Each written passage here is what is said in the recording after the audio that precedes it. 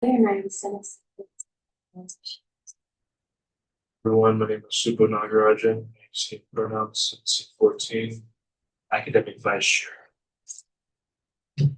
Hello, everyone. I am Cole Stevenson. I am Senate Seat 15, and I am the academic chair. Hi, my name's Robin Bailey. I use he, him pronouns, Senate Seat 18 for journalism and the SRJC. Hi, everyone. I'm Kayla. I use she, her pronouns, and I am at seat 22, the first seat for grad studies.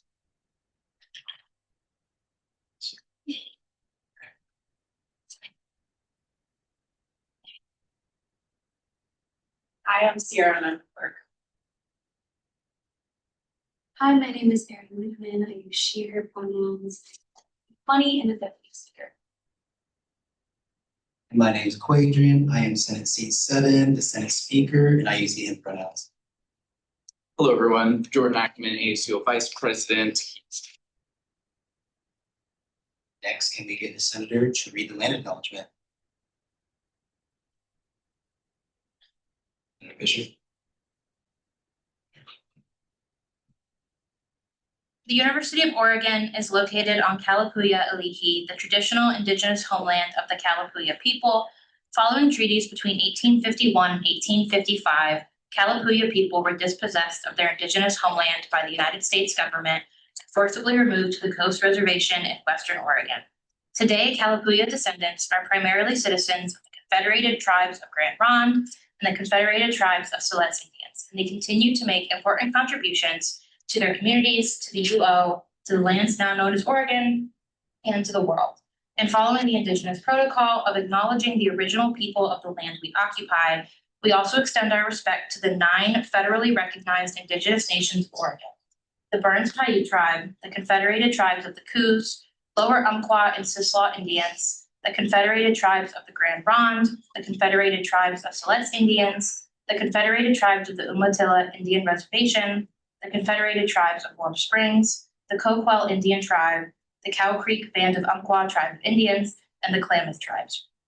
We express our respect to the many more tribes who have ancestral connections to this territory, including the Chinook Indian Nation and the Fort McDermott Paiute and Shoshone tribes, as well as to all other displaced Indigenous peoples who call Oregon home.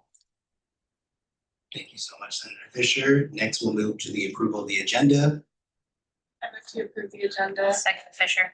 Motion made by Fisher, seconded by Fisher. All those in favor say aye. Aye. Those opposed say nay. And the agenda is approved. Next, we will move to announcements. Do any senators or members of the public wish to make an announcement? We'll start with Bizarre. Hello, everybody. How's it going? Thank you. We would say once again. Some people were a little confused for why I was here on Wednesdays. Osberg. Osberg likes to give like a weekly update. We're probably not gonna have it every week. We're gonna try to keep it pretty short. But I think it's good to just let y'all know what we're up to this week. What we have, if we have anything cool planned next couple weeks. Really, these first 2 weeks, first 3 weeks, we're working on a recruitment drive. Thanks for it down. But so far, we've identified 996 students signing interest cards. You might have seen us in 1 and 2 of your classes. That people who want to get involved, volunteering, running campaigns, working on some of the cool stuff we work on. I wish it was 1,000. Talk to you tomorrow and we'll get there. So far, we've talked to over 3,000 students, which is pretty cool. It's awesome to be able to go into all these classes and tell students about issues we really care about right now. The main one we're working on is hunger, which is like a pretty pervasive problem everywhere. And there are, ways to solve this. And then we've also already had over 60 volunteers on different events for campaigns. Yeah, I'm just really excited about that. And there should be some more by next Wednesday, but I think we have our kickoff meeting, the big one. And then I also wanted to mention that we have a future opportunities panel. So that's we're going to be meeting, or we're going to have a panel for students to meet with experts across the field. A couple organizations coming. So we'll send that over to you if you want to send it to your constituents, or if you guys are interested in doing some environmental work after school sewer protection. Yeah, but thank you guys. Just let me talk. Thank you so much for sharing. Senator Fisher? Yeah, hi, everyone. If you don't know, I'm the Surplus Accessibility Committee Chair. And I thought that since we're in our second week, I would give you all an update on what we've been doing so far. So Surplus Accessibility Committee meets every Monday currently at 8 p.m. Right now we are meeting via Zoom, so that's available. We would like to meet in person soon as well. Here's what we've decided so far. We will be sending out a weekly surplus update after the Senate meeting every week, letting everyone know how much was approved to be spent from surplus in Senate. And then I do the calculations on if we spent that same amount, how many weeks would it last us? Additionally, we've also had the surplus requests for the meeting be added to the financial business. So if you'll see under financial business, it has the total surplus requests for today's meeting. That total will be there on each agenda moving forward as well. We've also so far created our priority topics. We still have to fill out the details, like the little nitty gritty of how we're going to do it, but we have our topics. If you're interested in them, currently we are planning to have our priorities have a table of contents. We also would like to have a legend to make things more accessible for student who are trying to access it. We also wanted to have definitions of surplus and unallocated reserve and what they're used for. We also plan on having considerations you should think about when you're making a request. And then finally, in our actual priorities, we will have priorities for programming and events, administrative, travel, and advertising and merchandising. And then we plan, and I believe we will be able to have these priorities by October 22nd, so senators can read them before we hope to vote on October 29th, which is the last meeting of the month. Additionally, we'd like to bring these to PCM, so students can see them and can ask questions about them on October 21st. If you have any question, or if you'd like to attend our meeting, or if you have anything I didn't touch on and you'd like to be considered in surplus priorities, please let me know. Thank you. Thank you for sharing. We're all so excited to see what comes out of that committee. And that's all for announcements. All right, Cash. Let me move this back a little bit. I don't want to be in your space. Hi, everyone. I'm Cash. I know most of you, but if you know what I mean, hi. I am the Director of Student Engagement for ASUO, and I just had a couple things I want to talk to you guys about. First of all, Street Fair is next week. Yes, okay. So to make sure you're happy, we obviously need your help. A couple things with Street Fair is that office hours are like if you are at Street Fair, that counts your office hours for that week. So please sign up. I sent it in the all exec group chat, but I believe it's also been sent in the Senate group chat. So just fill that out as soon as you can. There is a mandatory training tomorrow at 6 to 7 p.m. Although I know all of us are very busy doing so many other things. So if you can't make it, just it's on the form to say if you make it or not, and then if you can't make it, I'll message or I'll send you like the slides and things like that. Make sure you're still prepared. But yeah, tabling next week from Tuesday to Friday is when we need volunteers. Two other things is that on the exec side, this year happens to be ASUO's 125th anniversary, which is really cool and exciting. So we're working right now to plan some events around that. On November 10th is a launch day kind of event. And we're also going to November 10th through November 14th have a history of ASUO gallery walk up in the right near the O desk of the EMU. So if anybody wants to be a part of that and help do research in the archives, things like that, we have like a little committee kind of set up for it. So send me a Teams message and I'm gonna add you that chat. Second thing is that, as I'm sure all of you know and I've talked about with other people in the classes, is if you care about sports, I don't have a ton, but if you do, you know that the new ticket lottery system, a lot of students are really frustrated about it. So we're wanting to kind of put a committee together to have a conversation with athletics and centralize student concerns to them to figure out a better plan. So if anybody else interested in being a part of like a working group on that, I think Cole maybe will technically introduce it later, like a formal one, but I already have a group chat. So just send me another Teams message if you want to be involved in any of those things. So thank you guys. Thank you. Senator Stevenson. I was gonna say I'll just do that right now, actually. So I'm gonna move to make a working group on student ticketing. Second, Peters. Motion made by Stevenson, seconded by Peters, and the committee or the working group for student ticketing has been made. As a further note, if anyone would like to join that committee or has any questions or comments, please direct to Cash. And I believe that Fisher, I think we're supposed to vote on the working group. all those in favor say aye. Aye. Those opposed say nay. Those who abstain. And the working group is formed. And if that concludes announcements, we will move now to public forum. Do we have anybody who wishes to speak? All right, we will move forward then into financial business. As of now, for our financial status, surplus is at $754,102.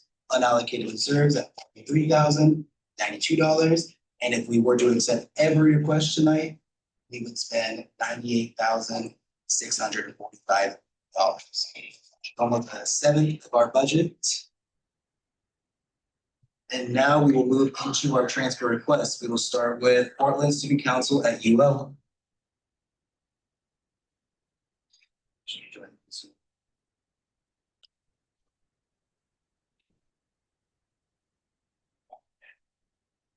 If anybody wanted to table it, I've moved to table the request from Portland Student Council. Sing it for us. Hi, sorry, I'm here. I just can't hear very well. She told me she was joined. She's 7:05. Hello? she's trying. Are you trying to speak? If Yeah. in the chat. Okay. You want me to put in the chat?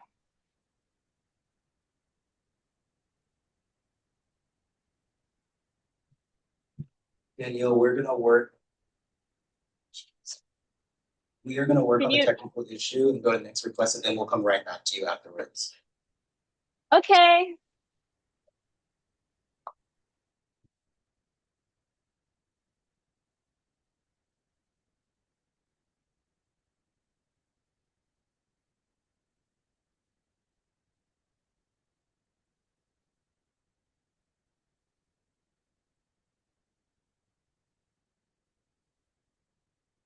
Now we move to International Student Association. Thank you guys for coming. Please introduce yourselves and tell us a little about your request. I'm Nathaniel. I'm one of the co-presidents. I'm a fourth year. Thank you, Michelle. She wrote co-credits for Isaac. Thank you guys for having us. For the past 2 weeks, we've been doing a lot of back and forth with some of the PSC members. Might be past PSC member, but Marcel Peters, she was the responsible for reaching out to us, and we were getting a lot of emails, and we would come around to the ASUO office front desk also to ask questions. But essentially, two things that have been happening. First, our ledger got frozen, and we are the International Student Association with the current situations. We did not want to cancel our first meeting of the first week of school term, but we did have to do that because of that, because of a negative 100.8 balance. And yeah, we had to cancel our first meeting, have shifted to this week, second week, and it's tomorrow. We have to do a lot of unfortunately personal reimbursement because we had to pay out of pocket for Social Butterfly, which happens on the same day as International Student Orientation ends. And that is one of the biggest events that international students get to go right at they're moving in on campus. And as they are experiencing the college life here. And it is a very kind of crucial event for a lot of the international and exchange community to come together and get to know each other. And it's one of the biggest engaging events for us personally as a club, because we live in PWI and we don't really have a big international population. Especially now, the international population just went way down. So this event was really crucial for us, which is why we had to pay out of pocket for food, for some other things. And we just want to make sure that we were told to do a transfer request for $104.8. And I believe we requested for 106 or 105 to be transferred to that so that we can not have. Awesome, thank you so much for sharing. We'll start with Senator Peters. Yeah, I just wanted to add some clarification. One of their line items in their administrative section of their budget is frozen because of $100. Because of our Senate rules, unfortunately, they have to come to us for a transfer of $100. And so they need to make the transfer in order to be able to use their funds. That is all I yield. Sure. So I have both a question for you guys and also maybe just a note. The line item details are not in the transfer request engage form. So number one, could you give us the line item details? And then number two, can we fix that at all? Or is that a thing we can write down? And then what are the line items, please? Take your time. Yeah, I'm gonna write them down. It said it was under office supplies. It was, okay, office supplies? Yeah. And then it's moving to? Under administrative expense.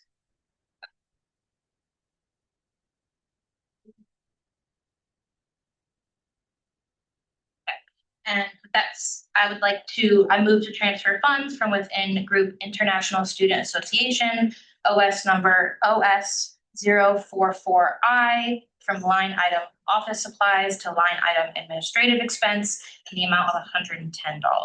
Second by Paz Duba. Motion made by Fisher, seconded by Peters. And if there's no questions, we'll move to a vote. Did you guys say 106 or 110? 106. Oh, it's 110 in the form. I amend to be $106. Yeah, so the larger line is the administrative. The line itself that is overdrafted is the office supplies. We would like to move from coffee hour, our coffee hour line into the office supplies line. Okay, so we're moving it from coffee hour line item to office supplies line item, and that's yes, okay, got it. I move to transfer funds within the group International Student Association, OS number OS 044I, from line item coffee hour to new line item office supplies in the amount of $106. Second, Peters. Motion made by Fisher, seconded Peters. So those in favor say aye. Aye. Those opposed say nay. Those who wish to abstain. And the motion is approved. Congrats, guys.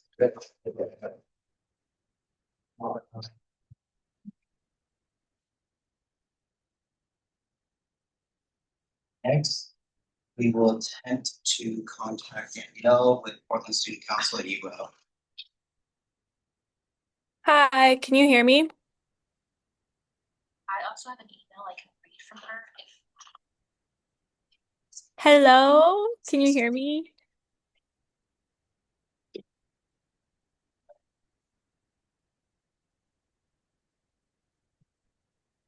Hello? Yeah, we can hear you. Oh, you can hear me? Yes, awesome. Amazing. Okay. Yeah, I'm representing Portland Student Council, and we are just requesting an internal transfer of funds from line item winter term to line item fall term. The reason for this is because we are doing an equal number of events for Portland students per term, and something got mixed up and we had more funds allocated to winter term. So we just want to move that to fall term so that's more balanced. So we're requesting $4,000 be moved from winter term to fall term. You'll also notice, if you've seen our ledger, that we have another line item called Industry Night, and that's our major event in winter term. So it has its own line item and its own funds allocated, which means we need less funds in winter term. Yeah, let me know if you have any questions. Awesome. Thank you, Danielle, for sharing. We will start with Senator Fisher. Hi Danielle, it's great to see you here. I'm just gonna make the motion. I move to transfer funds within group Portland Student Council, UO, OS number OS 103 from existing line item winter term to new line item fall term in the amount of $4,000. Second, Stevenson. Motion made by Fisher, seconded by Perez. And then we can vote now. Perez. Aye. Peters. Aye. Fisher. Aye. O'Neill. Aye. Taylor. Aye. Smith. Aye. Lopez Dubois. Aye. Packard. Amo Diafe. Jenkins Hiscox. Aye. Chisholm. Nagarajan. Stevenson. Haley. Aye. Fisher. Aye. Ludeman. Aye. And I say aye as well. Congratulations, guys. Awesome. Thank you so much. Of course, have a good night. You too. Bye. And next, we will move into our surplus request. We will start with Arab Student Association. We have a representative from the Arab Student Association. I move to table the request from Arab Student Association until next week. Second, Taylor. Motion made by Fisher to table the request, seconded by Taylor. Those in favor say aye. Aye. Those opposed say nay. And the motion is tabled. And next, we will move to Muslim Student Association. Yes. I move to table the request from Muslim Student Association until next week. Second, Stevenson. Motion to table made by Fisher, seconded Stevenson. Those in favor say aye. Aye. Those opposed say nay. And the request is tabled. We will now move to the surplus request from Real Estate Investment Group, UO. Hi, I'm actually here. Nice to meet you all. I'm Grace Miller. I am a junior. This is actually my very first Senate meeting, so it's very nice to meet you all. Very exciting to be here. Oh yes, I did make some slides, just to kind of help walk through the story a little bit. So, University of Real Estate Investment Group, there isn't currently a real estate curriculum for any students within the business school or the larger school itself. We have we're tier 3. Yeah. And so currently we help, I believe it's about 300 students right there. We just took our photos today, hence my nice attire, and we completely filled in front of Lillis and the steps. So we really do help a lot of students. This is the only access they have to real estate. And I got a notification for our first meeting. We were trying to do some pizza because we knew there was going to be about 100, 150 people there. And I got an email saying that our account was frozen. And I was like, okay, gotta fix this. I was a little confused. Next slide, please. And then it turns out that our previous director of finance, Dravak Singh, a great person, he pitched to Surplus last winter for merch. And he pitched for, I have it on the next slide, but I believe it was about 3,600. That was approved, all that stuff. We served a lot of members and we had a lot of seniors. We wanted to get something tangible for them to be able to walk away from real estate. That's not a surge request, just a fun club experience for everyone in the club. We also included some stickers and water bottles. We have a lot of guest speakers come down from Portland or fly in from San Francisco. So we really wanted to make sure we just had something. So we did approve that. Next slide, please.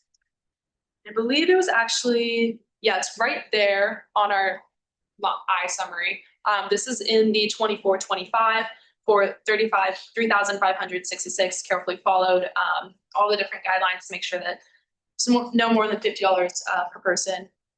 And then so everyone could get some merch. Next slide, please. We ordered on May 30th on the left red, as you can see, from Custom Ink. Myself and a few of the club members, we did a lot of back and forth with Ken to make sure that everything was paid well. Custom Ink was having some issues with the trademark of our logo. So everything was very much public and approved. And then we ended up, merch, I believe, came in at $3,527.80. So a little bit under.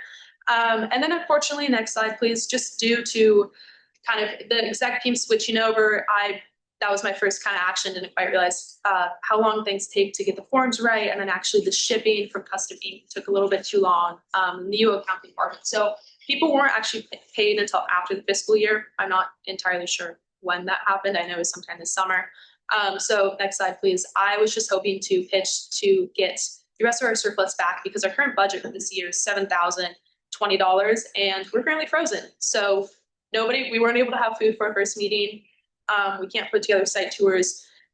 Everyone knows you can't do anything without money, and that's kind of the boat that we're in. So I was just coming here to pitch today to get, next slide, please, yeah. Sorry, these numbers are a little sticky. $3,527.80 back from surplus, so that way we don't have half our budget. Any questions or comments? Thank you so much for sharing. We will start with Senator Perez. Hey Grace, thanks for being here. Me and Priscilla met with Grace. We went over the thing. Thanks for the presentation. I think it's very straightforward, so I'm gonna go ahead and make the motion. I move to authorize spending from surplus to real estate investment group OS number 304I and the amount of $3,528 to new line item merge 2425. Second, Fisher. Motion made by Perez, seconded Fisher. Do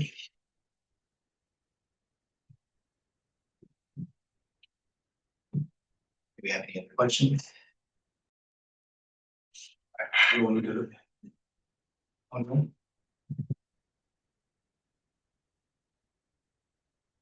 Hello, so if it's going to new line item merch, are you going to use this amount to get more merch?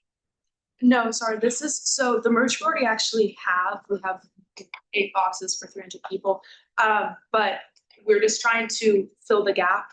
So we had the money last year, and then because the accounting department got paid after the new fiscal year, they took it out of our current budget. So. Okay, yeah, I see. That was my misunderstanding. That's all right.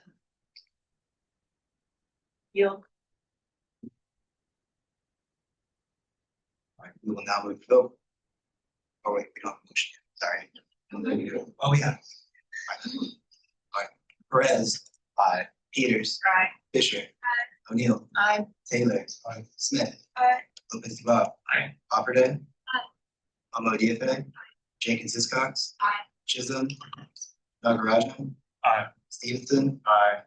Bailey. Aye. Fisher. Aye. Westenberry. Ludeman. Aye. And I say aye as well. Congratulations.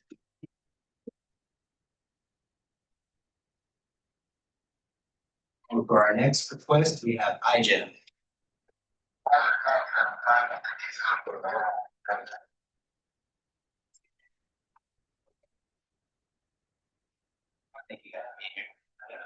Hi, my name is Forrest, and I'm the iGen Lab lead. Just a brief description of what we are. We're an undergrad-led research group that focuses on new and upcoming issues around anything from biomedical engineering research to agriculture and material chemistry as well. We're currently working on a mast cell activation syndrome project that uses a DNA aptamer to bind to a mast cell to stop degranulation, thereby stopping anaphylaxis in people with mast cell activation syndrome. We are currently asking for $700 from surplus. As you have any questions, nice now. Awesome. Thank you so much. We'll start with Senator Stevenson. Hey Forrest, how are you? I'm good, Cole. How are you? I'm doing good. I'm doing good. For clarification, it says iGEM experiment, and you spoke about the work that you guys were doing specifically, but I assume it's for more than one experiment. It's for your existence throughout the school year. It covers the experiment costs. Okay. For just one? No, we run multiple experiments. We ran 6 different experiments ranging from a novel DNA retron, which is basically ssDNA that you can turn back into DNA and then express as an aptamer, which is a piece of DNA that specifically binds to proteins that are linked to a wide range of diseases. And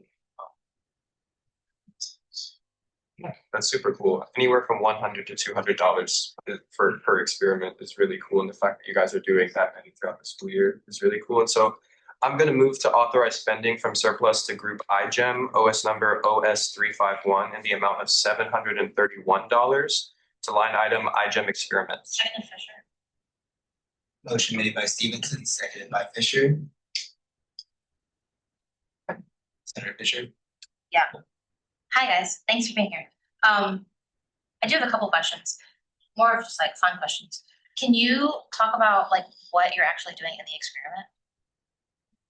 Yeah, so what I did, we had 5 different experimental tests. Like we had 3 different projects, one with 2 and or 2 and 2, one with 1. And then we had a in silico, so a computational model of protein docking software.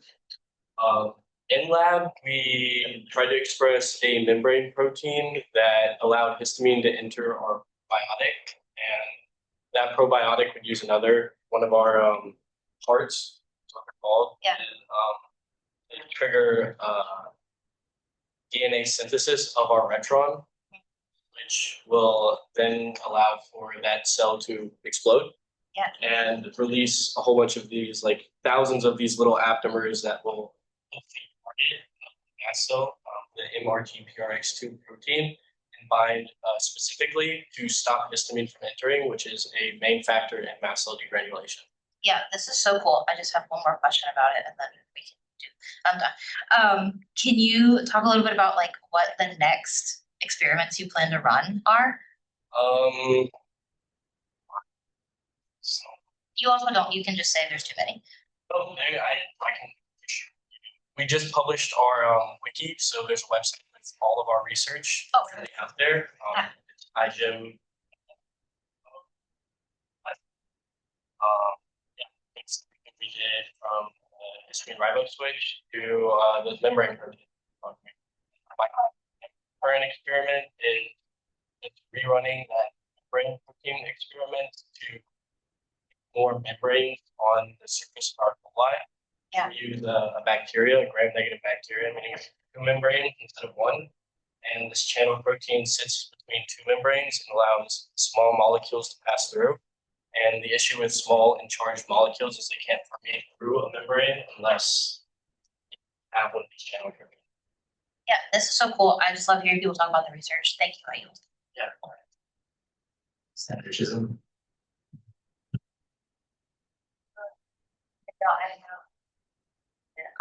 You kind of answered my question already. You're posting your results on Wikipedia. No, we have an independent iGEM wiki that one of our team members coded from the ground up.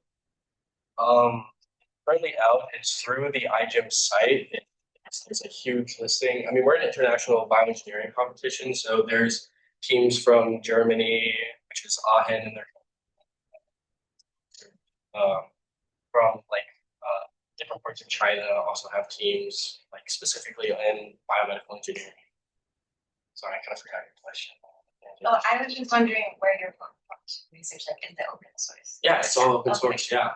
You can search on IGEM Oregon. Okay, cool. And for the experiment, you're working like with a team for this or? Yes, so we have a team of 17 driven undergraduates ranging from freshmen to seniors. Me and Priyapat happen to be seniors this year. We taught people from absolutely no bioengineering knowledge or biology knowledge all the way up until they can run their own experiments by themselves, which makes them more competitive in the job market and for a lab position. So it's like a really good nurturing place for young researchers who maybe feel intimidated by getting into their own lab.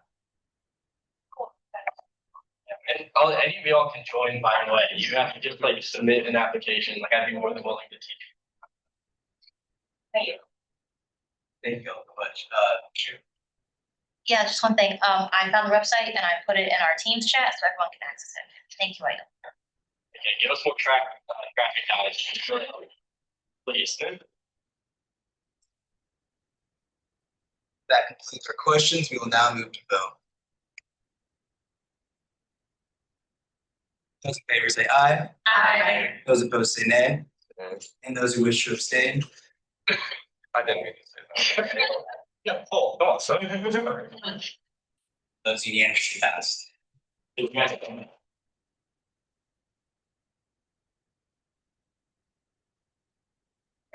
I was just lost in that. And then next up on the agenda, we have absolute improv.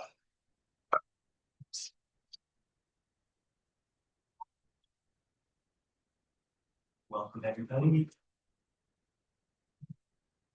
Hello, we're Absolute Improv. My name is Anna Fox. I am president for Absolute this year. My name is Mitchell Jackway. I'm the PR manager for the team. Hi everyone, I'm Cash. Hi. I took off one hat and I put on another. I am with Absolute Improv and I am our event coordinator. Hi, we're here to make a request for $7,000 to go on to go to the University of Alberta in Edmonton for an improv festival. We went there last year and it went really well. We did end up getting stuck there for a couple of days, if anyone remembers that. But yeah, so our request is for $7,000. We're going to 8 people this year.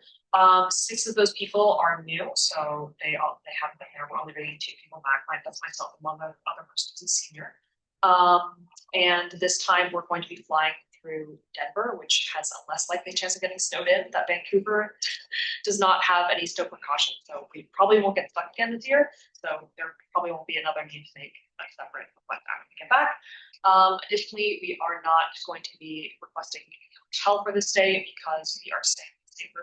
Let us stay in their home last year, Amber Beach from YG and Edmonton. That's very fine. But yeah, that's about it. We're also requesting $2,000 for per diem for the 8 people who are there for 5 days, ranging to about $50 a day.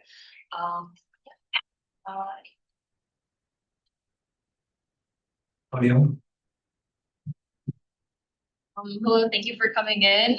You said in this request that your budget. Wait a minute, am I in the right request? Hold on. What's your budget right now? Our budget right now for the year is $600. How did you go to the conference last year? So we did the same thing. We made a surplus request last year. We got an invite in November, and then we made the request shortly after. I yield.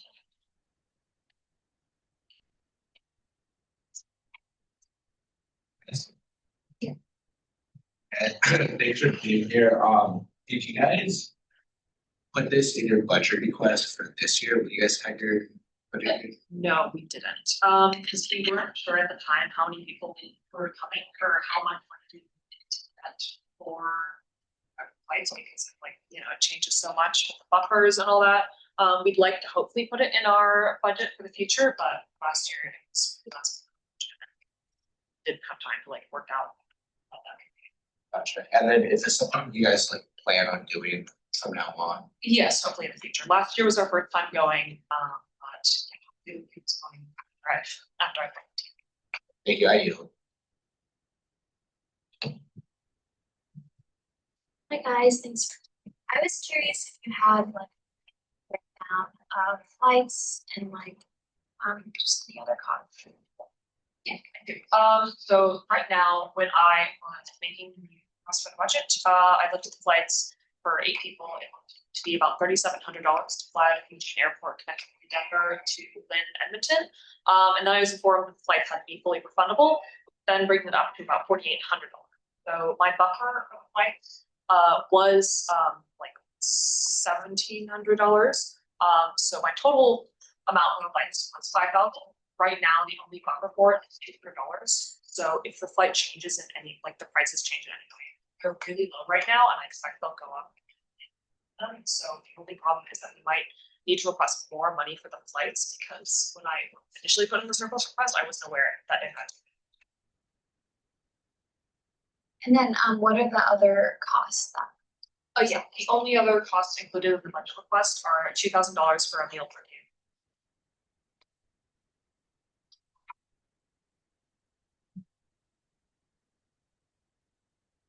Jake, this house. Hi, thank you guys so much for coming. People are in your club. Right now we have 11 people who are team. But our club is anyone who comes in to our clubs. So there's 11 people that are coming, or there's 11 people who are on the team, and then 3 of them we're capping the amount of people who can come to Canada at 8 because that's the amount of people that stay in Amber's basement. So Thank you, Amy. And Senator Stevenson. I was gonna ask about lodging. You mentioned someone's basement. yes, so University of Alberta and other teams in Canada, we've been to festivals up there before. And they will often offer billeting for teams, especially those that have traveled a really interesting way. So for this like instance, they offered us to let us stay in their houses while we participate in the festival to save money on costs. So yeah, we're gonna be staying with the same person again, who we know. Very cool. Thank you. I yield. Senator O'Neill. I've never been to any of your meetings. I'm wondering what kinds of stuff you generally do at your meetings. Yeah, just if you want I can do it real quick. Yeah, so Absent Improv, we meet 2 times every single week that are open rehearsals. So we do improv games basically. It's a great way to like get out of your comfort zone and really good, especially for like new students. So yeah, we do those meetings every Monday and Thursday this term from 6:30 to 8 p.m. And then on Fridays from 4:30 to 6 p.m. we have closed rehearsals, which is just those 11 people. And then with those 11 people that are on the improv team, we do 2 shows a term at UO that are open to all students that we get typically between, I would say like 60 to 100 people show up to each of those shows. Yeah. It's really fun. You guys should stop that. Yeah, that's pretty cool. And what exactly do you do at the conference for the duration? Yeah, so I was at the conference last year, and how it goes is we normally get there Wednesday night. The conference is held from Thursday to Sunday. Thursday night we go there, and as a team we perform for about 20 minutes, and we watch the rest of the teams perform. And then after that on Friday, there are a couple of workshops that are held and hosted by the University of Alberta improvisers from around the city of Edmonton or alumni from the University Improv Group. And then on Friday we perform again. We have a 10-minute long set. We watch other perform. We had people come. There were people at the festival from Winnipeg, Saskatchewan, and Vancouver, and Western Washington University was supposed to come. They didn't end up showing. Calgary as well. And yeah, then on Saturday we have an open rehearsal there where anyone from any university can come in and teach any university their improv games. And then on Saturday, other groups perform. Each group performs for 2 nights, and then at the end of the show on Saturday, there's 1 or 2 people from each group that come in and perform together in a collaborative set where all the universities perform together. And on Sunday there's a vibrant show. That's it. Nice. Well, I mean, I personally think that this actually sounds really good. They're getting quite a great skill set, it seems like, from this event, and they have so many performances where they have all those people. And 2 meetings per week. I feel like most orgs don't.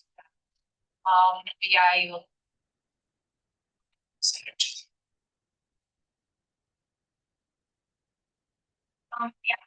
Yeah, flexible online, and I see like on the University of Alberta's Facebook group, it says like check out all these amazing trips from around Canada, and Oregon. Question mark exclamation. But how did you find this conference? Like, is there nothing like, well, like it's very cool that there's something like that there, and that you guys can all this like, yeah. How did you find this? So actually, great question. We don't really know. So I got an email for them last year. I got an email from the University of Alberta last year when I was managing social media, and I asked my team, "Hey guys, what if we went to Edmonton?" Ha ha ha! And I was like, "Oh, what if we did?" I was like, "Okay, I guess I'll look into this." So they've invited us to our festivals before in the past, but what I guess happens is, Edmonton hears about Calgary, maybe Calgary hears about Vancouver knows about people in Washington knows about us, and then information gets sent up and up and up until, we all have each other's contact information, and then they invited us, and they invite people that don't attend. There were, I believe, 8 that were supposed to come last year, but a couple of them didn't show.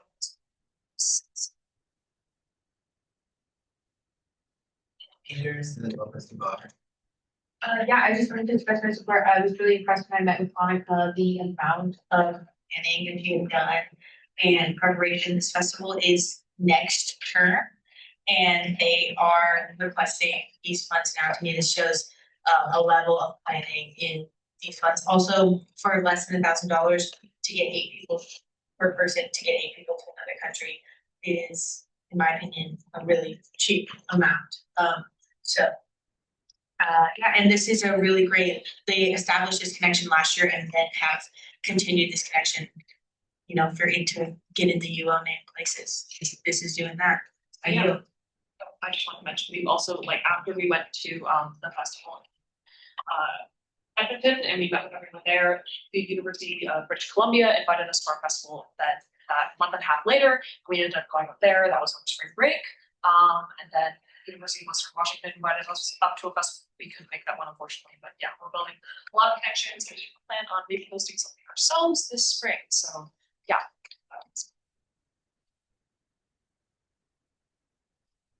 I mean, I'm excited that you guys have this opportunity again. I remember last year how excited you guys were. I just wanted to ask, what was the most beneficial thing to your org, but also your members that were able to go?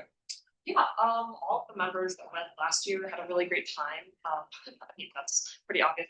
But yeah, 5 of them that went were seniors, so they were able to have like sort of one last hurrah before they left. And a lot of people going this year are also seniors, so they'll be able to take away like something big from that. Everyone who's going has been on the team for over a year now, and this is something that like our team members, I feel like, you know, they've been practicing and they've been coming to 3 rehearsals a week.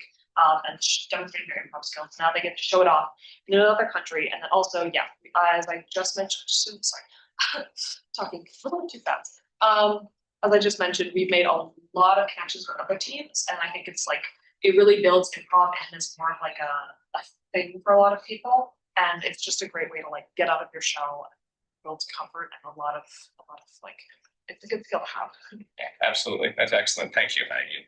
And to add to that really quickly, what's special about improv is also that it's like an oral tradition that's shared among different groups. So like every single place that we go, they have completely different like games or slightly variations. So like the way in which certain things are like practiced. Remember, like I didn't even go to this festival, and it impacted me as a student because like I got to like learn about new ways of doing improv and things like that. We got to share it with our members. So it really does have like a lot of nice cascading effects of being able to like continue this thing that really isn't like a written form. It's a oral one that's like shared. So yeah. Yeah, we started in 1987 and we don't have any of our history written anywhere, but we still know quite a bit of it. So yeah. Thank you all so much for sharing and answering our question. If there is no more questions, we'll now vote. Oh, we don't have a motion yet, actually. Senator O'Neill. Yeah, in case anybody's on the cusp, I would just like to push approving this. I think it's really great to support the arts. Also, improv, I feel like it's very important because it really, I mean, I've never done improv, but I feel like it would really develop people's social skills. And I feel like that's kind of what other conferences are doing when it comes to business and stuff. Like, I don't know, they're going over there and they're networking and stuff, but I'm gonna move to transfer $7,000. No, move to. I moved to authorize spending from surplus group Absolute Improv OS number 272I in the amount of $7,000 to the new line item University of Alberta Improv Festival travel budget. Seconded Peters. Motion made by O'Neill, seconded Peters. And Peters on the floor. I yield.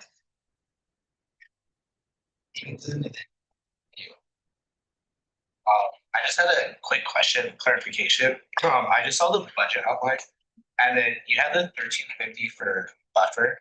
Yes. And you said something earlier about you would come to surplus if you needed more for the flights. Yes. Is that considering this buffer too? No, so the buffer was like, so the process for getting money for flights is you're supposed to take like the average of like what the flight represented, take the lowest and the highest, average it out, and then add like that to your buffer, and then you're supposed to like get the cheapest flight. So I have an idea of what flight I want to take already. That's our buffer. It's about half of what it is. But after making the surplus request, it turns out that the flights have to be refundable. And the estimate for the cost of the refundable flights is $4,800, which is $1,200 more than I initially anticipated. So we might need more money to cover up. Highly likely, like flight prices will change. Gotcha. So you think you'll probably use this like buffer until. Yes, yeah. The buffer will probably definitely get used to for refundable flights. I yield. Well, now.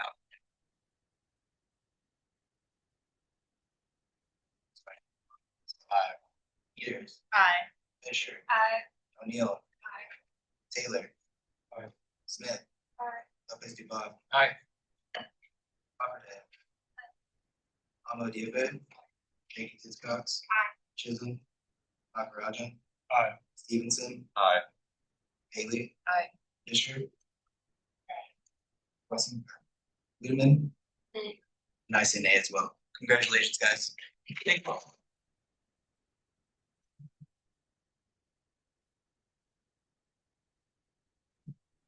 Next up, we have Divisi.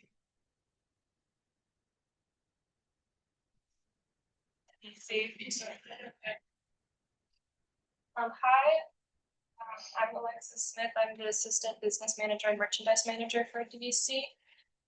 And I'm Josephine. I'm the member and alumni liaison for DVC. So a little bit, our next slide, I think. I don't really know how this. So we are UO's premier treble a cappella group. So we were founded in 2001, and since then we've been forming and creating quality music, cultivating an inclusive environment, and we've been pushing boundaries in the a cappella community over the years. We perform all over the country, all over town, various gigs, and we also compete in the ICCAs, which is the international competition of collegiate a cappella. Last year we made it to semifinals, which was really cool. And we have recorded 4 albums, I think 6 EPs and singles. A little bit about us. Next slide. I think, yeah, this is a sample of our song, one of our songs that we're hoping to add to our album. Yeah. Hopefully.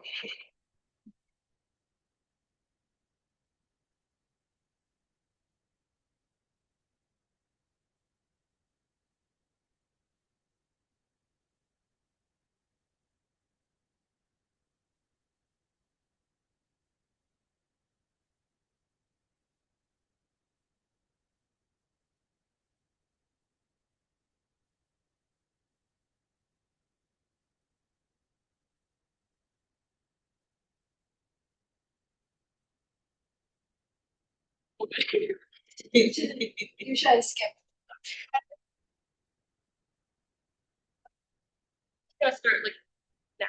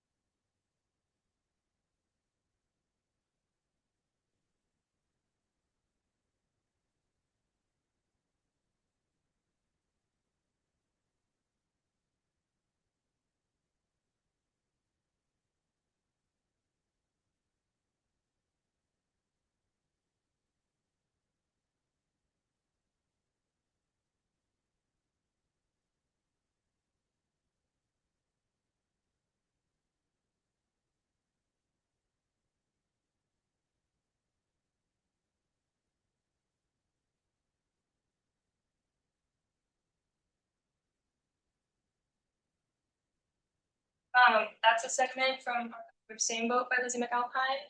Gonna be one of the 13 songs on our upcoming album. So yeah. What we're asking, so we're requesting a total of $1,320 to edit, mix, produce, and master our next studio album.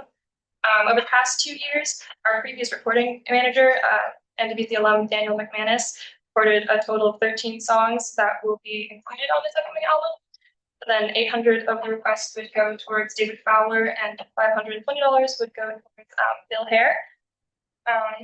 Next slide. So David Fowler is a locals audio engineer and longtime friend of WC. He has been generous enough to give us a discount on mixing, and he has volunteered to teach Danny for free because of our relationship. We worked with him a lot in the past. So we're requesting to pay David Fowler $800 to edit and mix 2 songs at $400 each. And this will help WC in the long run because as we continue to make 4 albums, as we hope to do, it will, Danielle, I'm nervous. Danielle will be able to edit. She'll have all the skills that she needs, and it requires a lot of training. So it's really nice. And then 520 of it will go toward Hair. He's also worked with us in the past in production and mastering. So that way, and he's going to help us. So that way we can release the album on streaming services. So editing and the mixing obviously just makes it sound nice and puts all of the work together. But the mastering is what actually preps it to go on streaming services and onto CDs.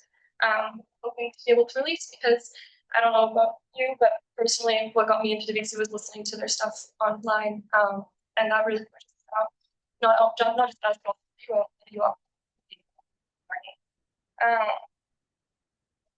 and then next slide. Having the ability to record and produce our music is a long-time tradition in WC, and it allows us to showcase the music that we work so hard on for a larger audience. We haven't had a full album release since 2015, I think. So this would also be a big deal for us. It's got to achieve the highest quality of music performance while celebrating self-expression, and we want to work with people who we know will do us right by our sound. So this request with our mission because we'll be able to spread our voice and message all over the world throughout streaming services and hopefully in digital ways. Being able to record our sound is a unique once-in-a-lifetime experience that our members may not get a chance to do anywhere else. The songs we release can also be submitted to larger a cappella albums that feature collegiate groups, which would be great potential for WC as well.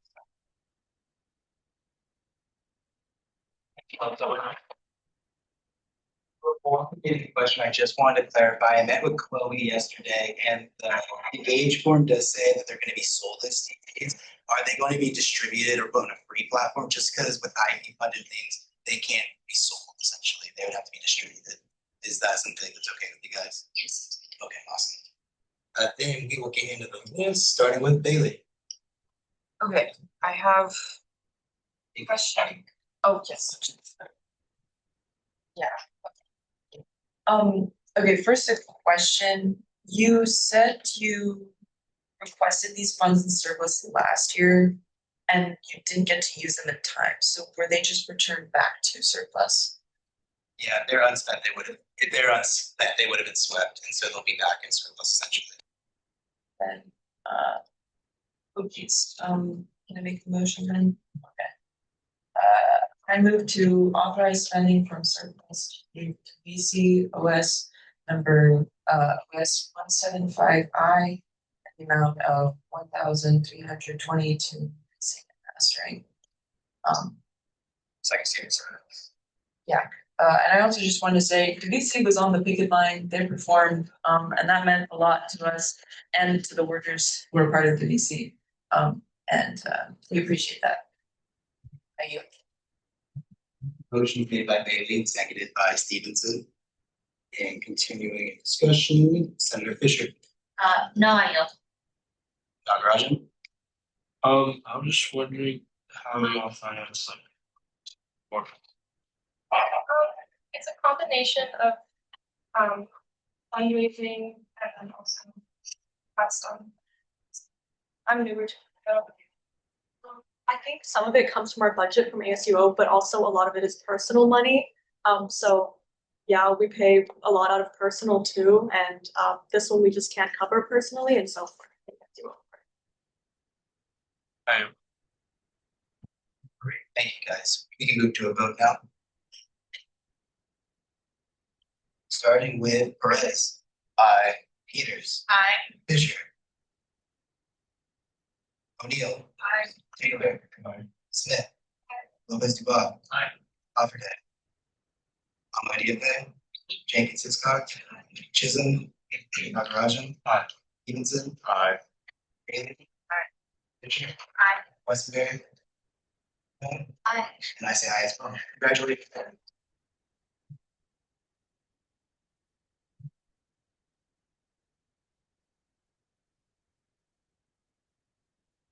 Right, for our next request, we have the ASU Executive Branch.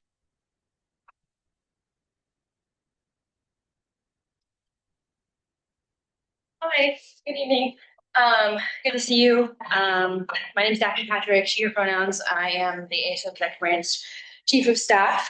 Hi, I'm Justin Begley. I'm the Director of Finance. Okay, awesome. And while it's not my first time in this room, it's definitely my first surplus request. So I'm excited to check that off the list. We do have a slideshow I emailed it to you, Adrian.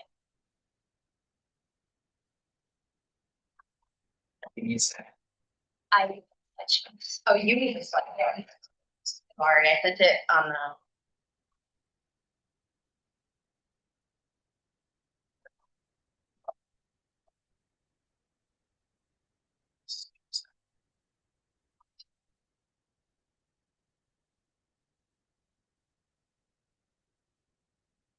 Thank you. Sorry.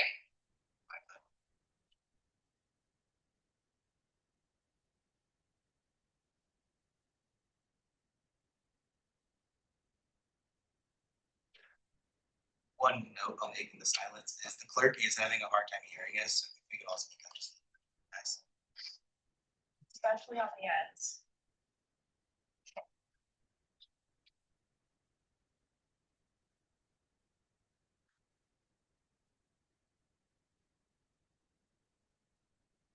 You.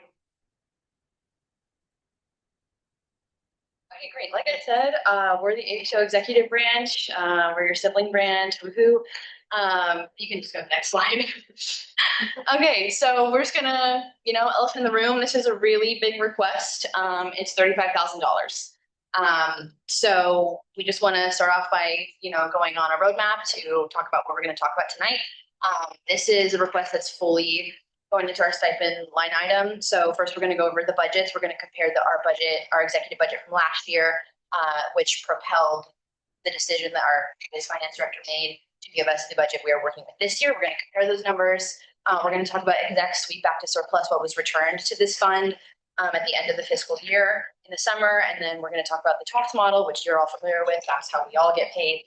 And our budget, how we got to the 35K number, what our request consists of. And then we're going to talk about our cabinet structure and ultimately what your request would be funding today. Next slide. Actually, before we go to the next slide, I just actually want to thank Daphne and Priscilla and Jordan for all the hard work you guys did with the surplus request.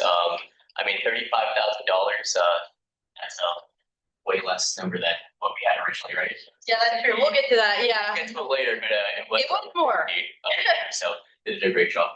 Thank you. Next slide. Numbers take away. Yeah. So at the very top, we have the 25 or 24-25 budget. As you can see on there, our budget was $251,419. Everything that are admin line items that are stipends, programming, all that. The main difference here that I'm kind of showing on this graphic is really the stipend line item there. 2025, we had $183,441. This year, we only have $157,500 in that line item. A massive decrease. Next slide. Okay. Okay. So this is just a graph, like a little table there for you guys, just to give a visualization there on budget and stipends and overall decrease. As said before, 24-25 was 251. This year's $200,600. So missing 600 there. So the actual decrease for the original budget would be 50,008 something. And then as you can see as well, stipends decreased by 25,000.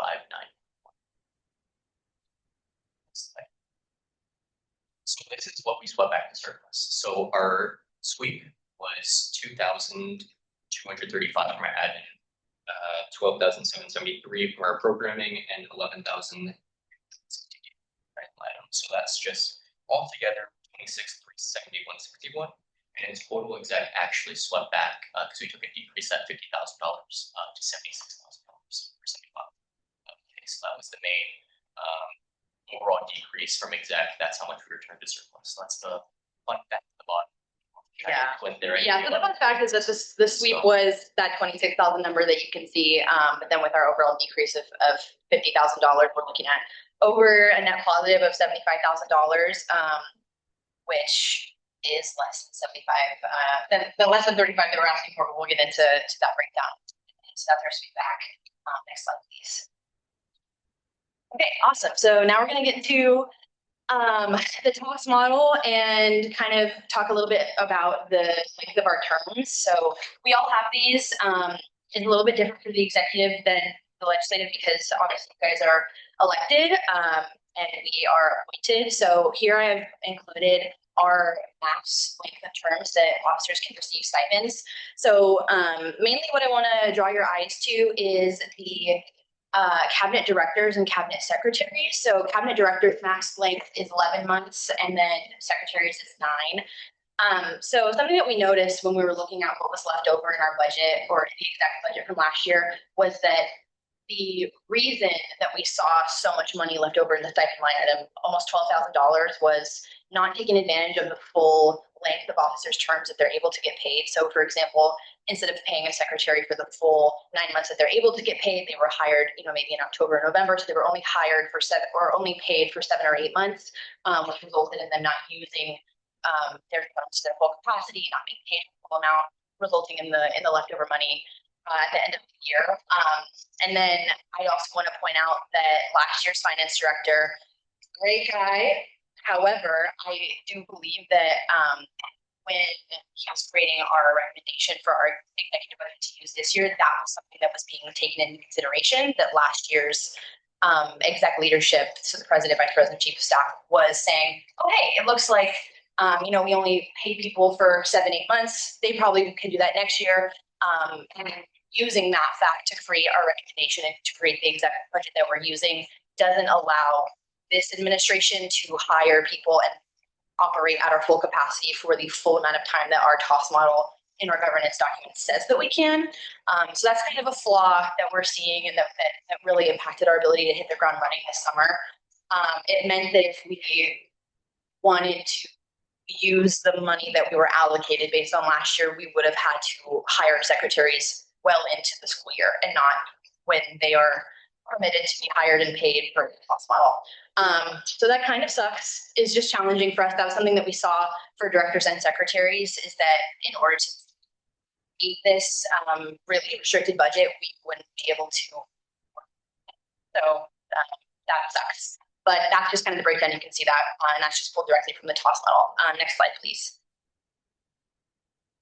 Okay, and then, like I said, this is just a breakdown of the positions, like what are we actually talking about? So we saw the term lengths, we saw the max amount of time that they can get paid. So I just want to point out, this is the breakdown of last year's exec cabinet and the money they had allocated to pay who where. As you can see, it's exactly the same. And so I do want to emphasize today that we're not asking for an expansion of operations. We're asking for a sustainability of our operations. I also do, from my own experience, so if you don't know this, I was in the exec cabinet last year and we did experience a pretty high rate of turnover. And with that turnover, we didn't see rehiring. So one of the things that significantly impacted the amount that was left over was they lost a chief position, which is one of the highest paid in the executive. So, and that position was not, they did not make the decision to rehire. So we saw a lot of money left over, once again, emphasizing the reason last year's finance director chose to say, oh, hey, it looks like they didn't actually need all that money. I'm going to recommend that they have less money next year. It was because of a high turnover, a lack of rehiring, just a lack of empowerment to keep things moving, even though we do lose people. We know that we lose people, it happens, but I believe it's really important to try to lay some groundwork that stops people from, needing to resign if that's possible, but also making sure that we're being diligent in rehiring because work is work and we have a responsibility to fill the positions that we created. So I also want to say, and we'll get into this a little bit more in the presentation. I want to say that Priscilla Jordan and I started working before inauguration to have like really thorough transition meetings with our past exec cabinet leaders to talk about like what positions were necessary, what was not necessary. And I think that we made a lot of decisions and modifications to make sure every single position was not being wasted. So I think that for me is like being primarily responsible for the hiring and for the building of these positions. It was really important for me to take really strong inventory of what worked and what didn't work and whose position maybe could have been merged with another position or whose position needed expanding. And we landed with needing the same amount of people, the same amount of like horsepower to do what we want to do. So I just wanted to show the breakdown of the amounts of positions that we're not asking for a bigger cabinet. We're asking for the same size. So yeah, next slide, please. Okay, so I wanted to share with you guys, now that we have a full cabinet as of the first week 0, this is, thank you very much. This is our cabinet. These are our people. And I do think that this request being fulfilled is directly connected to the outcomes of our projects this year and the success of our projects this year. And I think that each of these positions represents direct service and direct goals. A lot of them are shared goals that we have with a lot of you sitting here tonight. So with full staffing in the organizing department, for example, we will be able to support campus labor. The SWANA Center, we were in an uphill battle for weeks trying to get that SWANA position. It's just hard to challenge the institution who thinks that support is not necessary in those places. But I wanted to share our positions just so that you can see like the 35,000 number looks really big, but when you look at, you know, that this is an investment in the people, an investment in the work that we're able to do, I think that it just becomes a lot more real. And then like, for example, with the positions that we have in the advocacy department, I think we'll be able to, we've already started this once coming back on campus, being able to mend our relationships and eventually collaborate with our campus groups who ASUO has historically ignored or actively harmed. One of those being, and we have a department this year, we have an organizing department, which Blaze is the director. If you haven't met Blaze, they are phenomenal. But I think that these people in these positions, they're really meaningful to me. They're really impactful to me. And so seeing each person, I just wanted to point out, like, people are our power, like I wrote. And I think our biggest investment is here, like our emotional investment is here, our financial investment is here. And I also think, so last week I came to Senate and I talked to some of you guys about our hiring process and what I wanted it to look like going forward, especially for like vacant Senate seats, because their constitution says it's fully the exec's responsibility to rehire them, which I don't really agree with. So last week I came here and I talked to you guys about what it looks like to have a collaborative student government that doesn't just, you know, we show up when we need money, or, you know, we don't just come when we have to defend ourselves, or vice versa. And I think what it means is building a cabinet that is able to be the hands and feet of the resolutions that you pass. And so some of them that come to mind are just the two main resolutions that you guys have written just in your terms thus far. I think that we were taking our shared values into consideration when we built this cabinet. And so I want to highlight the intentionality in that, and that our goal in creating this was to build a collaborative body. And that was really important to me coming here last week to share with you guys what that was like for me, and then also making this request here today, because I know it's a huge amount of money, and I know that over the summer you guys were having a lot of conversations about like, what does it actually look like to be fiscally responsible? So I respect that, I appreciate that, I acknowledge that. And I believe that our people are our power. So this would be an investment in our shared ability to exercise that power. Next slide, please. Okay. As Justin said, in May, I was, you know, fresh in my role, and I was like, oh, my dream cabinet, it'd be so great if we could do this, it would be amazing. And we built our dream cabinet, and it turns out we were short $63,000. So that was really annoying. And so we had to cut that down. But I just want to talk about some considerations we made. And I'll stop talking and you can ask me some questions. But some considerations that we made to get to this 35K number, which I believe is the bare bones of what it would take to operate the executive branch. We had a full DEI department, which is some feedback that we received from students and the executive last year is that they would have liked to expand that. So last year there was a secretary of DEI. We did have that included, which had like a secretary to support like the LGBTTF program, different folks to connect with the department that already exist on campus. So we had that. We had to cut it, which was very challenging. Now we just have a DEI secretary, which also he is here. So this is Daniel, or Banky, you can call him. He's our Secretary of DEI, but he's really pulling those the heavy load. So anyways, we also additionally wanted more basic needs support secretaries last year. I'm sure you heard the executive branch was able to support and fund an entire basic needs department. We aren't able to do that this year.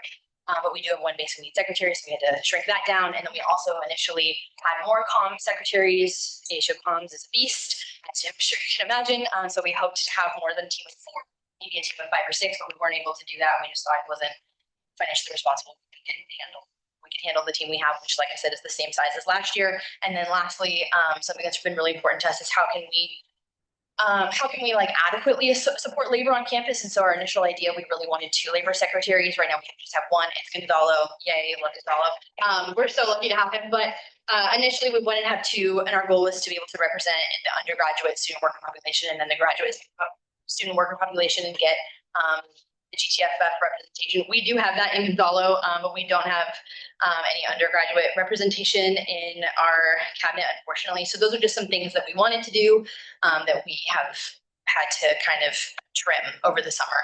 And then just for transparency for where we're landing right now, this is October, but obviously September, we were preparing this request. So we cut our cabinet, same size as the previous year. It's fully identical. And then, so what is comprised of the $35,000, which you can see it in the request itself, which Justin so graciously submitted because I don't know how to use forms still.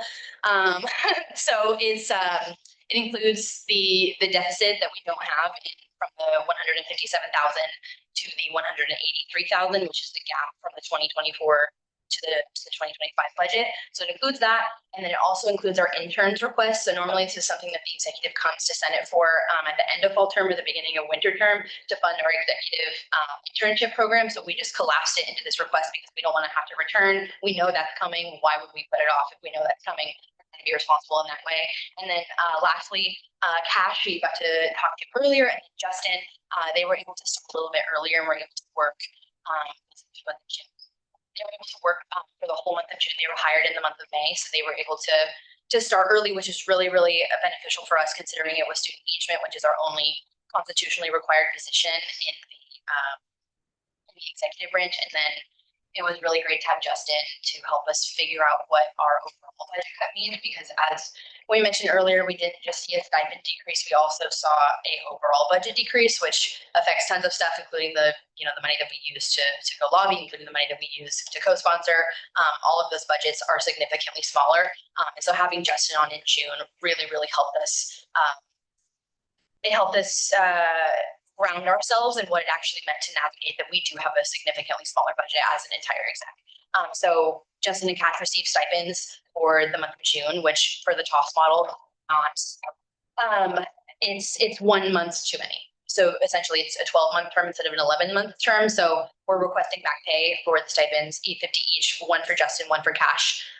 We're also just collapsing this in we want to recognize their work and like what it was for the work we were able to do over the summer and how it's impacted us coming back in fall. I think it has been undeniably helpful. So that's what the request is comprised of. Obviously, it's just, the slide version. I highly recommend you look at the actual request in front of you. But yeah, that's that. Next slide, please.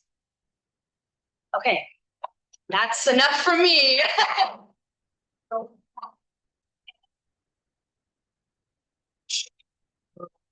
it's a lot of money.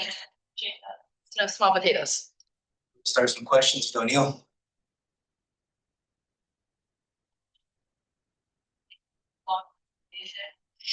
I was just wondering, just out of curiosity, I mean, I think I'm definitely gonna vote yes. But out of curiosity, can you go back to the toss slide, please? I think it's after. It's like. Presentation. Oh, it's the other way. Yeah, there you go. Yes. Just out of curiosity, were those stipend amounts decided, well, first off, I remember one time I was talking to ASUO last year, talking about stipends and work, and then they were all like, it's actually a scholarship. But the reward for leadership. So you're asking when this TOS model went into effect? No, I'm actually wondering specifically, do you think that those stipend amounts are accurate for the amount of work that's done for each role, or do you think it has a little bit to do with like the hierarchy of the level of each? Yeah, I can speak from two positions. I can speak from a secretary and a chief of staff. If I did the math breakdown, it's probably about $6 an hour. So I would say no to your question, but yes, yeah, I do think it's appropriate. So like proportionally, I guess cabinet directors do about like twice as much work or ish as cabinet secretaries. Yes. Okay, nice. Are you? Going to stipend models like this, they're voted on by last year's Senate. So like at the beginning of the summer, we voted on next year's stipend model. So that's just how those numbers end up on there. And this one's actually a couple years old. This one is from the year before that. So it's only if there's an amendment would Senate vote on it, which there was this year. Justin and I worked on one over the summer, which you voted on. But this one is from the ASUO 2022, 2023. Yeah. Yeah, so that's from a couple years ago. This is specific. Next to Stevenson. For those of you that haven't ever been to an exec meeting, it is total bliss. It was so nice to see the way they interact with each other. I would like to know, as someone who wasn't here last year, or at least at ASUO, what was the difference between 2, 1 chiefs? Are you asking? Like, how did that impact ASUO Last year?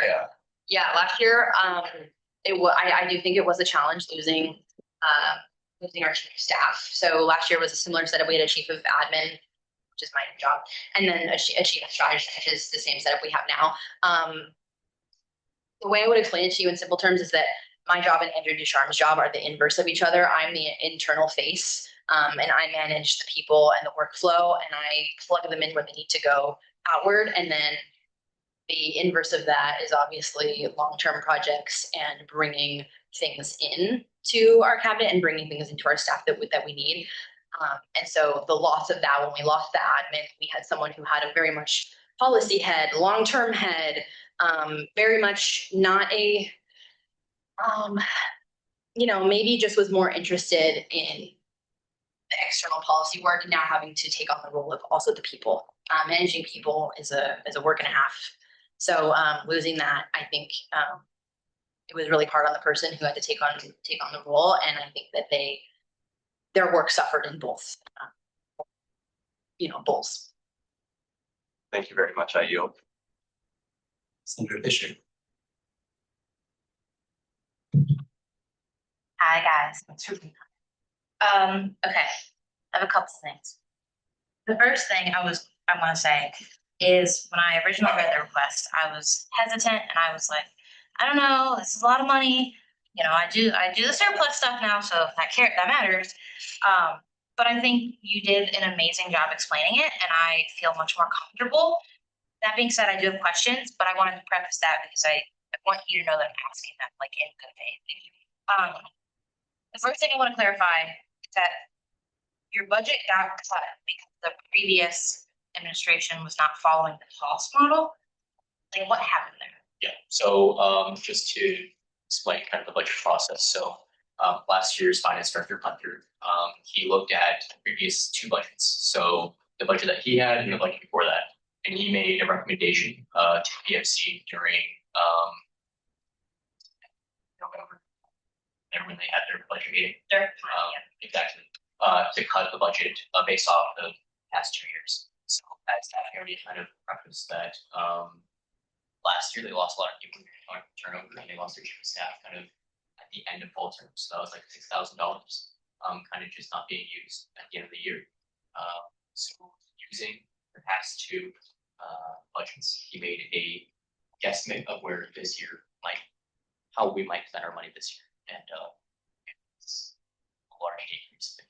Got it. So it was less of like a rejection of the cost model and more about how they were utilizing it. Yeah, yeah. He looked at what was happening and said, "Doesn't look like we need all this money. Or it looks like we have a lot of extra money. We should not." Yeah, Got it. Thank you. Okay. My second question. So the planning, again, in good faith, the planning that you did when you were talking about how you were like thinking about how to maximize efficiency in the positions, it's okay if this is the answer, but that turned up that you were already at max efficiency. Like you didn't end up combining positions or like. we did. Okay. We ended up combining positions a lot to the credit of Jordan. He had some big brain movements in that process. For sure, it was awesome.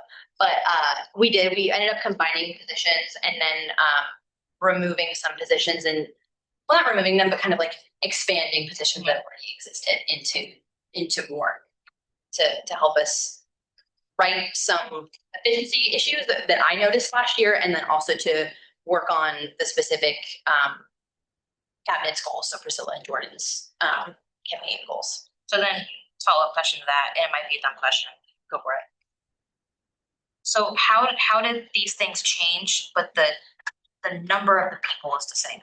Does that make sense? How did, like you're saying that this changed?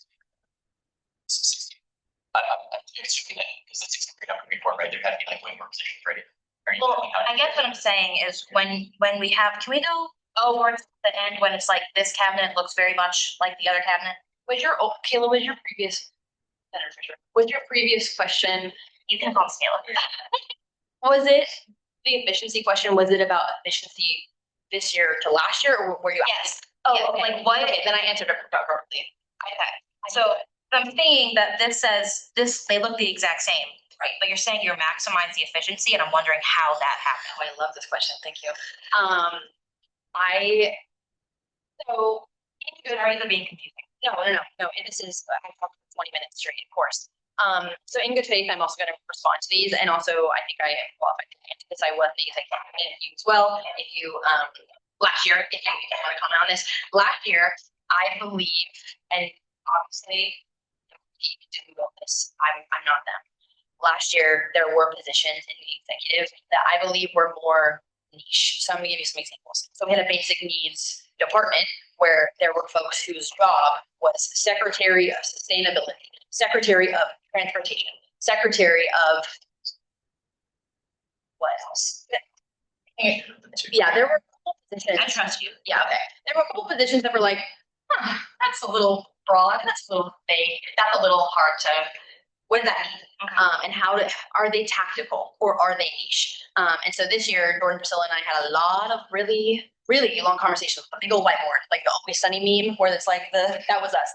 And we were like, how do we make these positions more tactical? Where people are like, okay, my task is to be the data collector for the advocacy department, who's going to be doing mass surveys, who's going to be like partnering with Osborne, who's going to be gathering this information that fuels the advocacy events person. And then I'm going to have a person whose job is campus advocacy, and their job is going to be to go run around this segment of campus, and their job is going to be, it's like if you imagine our goals are like a pie. How do we split our departments into like, okay, you're going to take this piece of the pie, you're going to take this one, and then it's all going to make one thing go forward, versus like little thought bubbles of like, I'm in charge of transportation, I'm in charge of like security. Like that's really hard, and it's really hard to make that go forward, just from what I saw.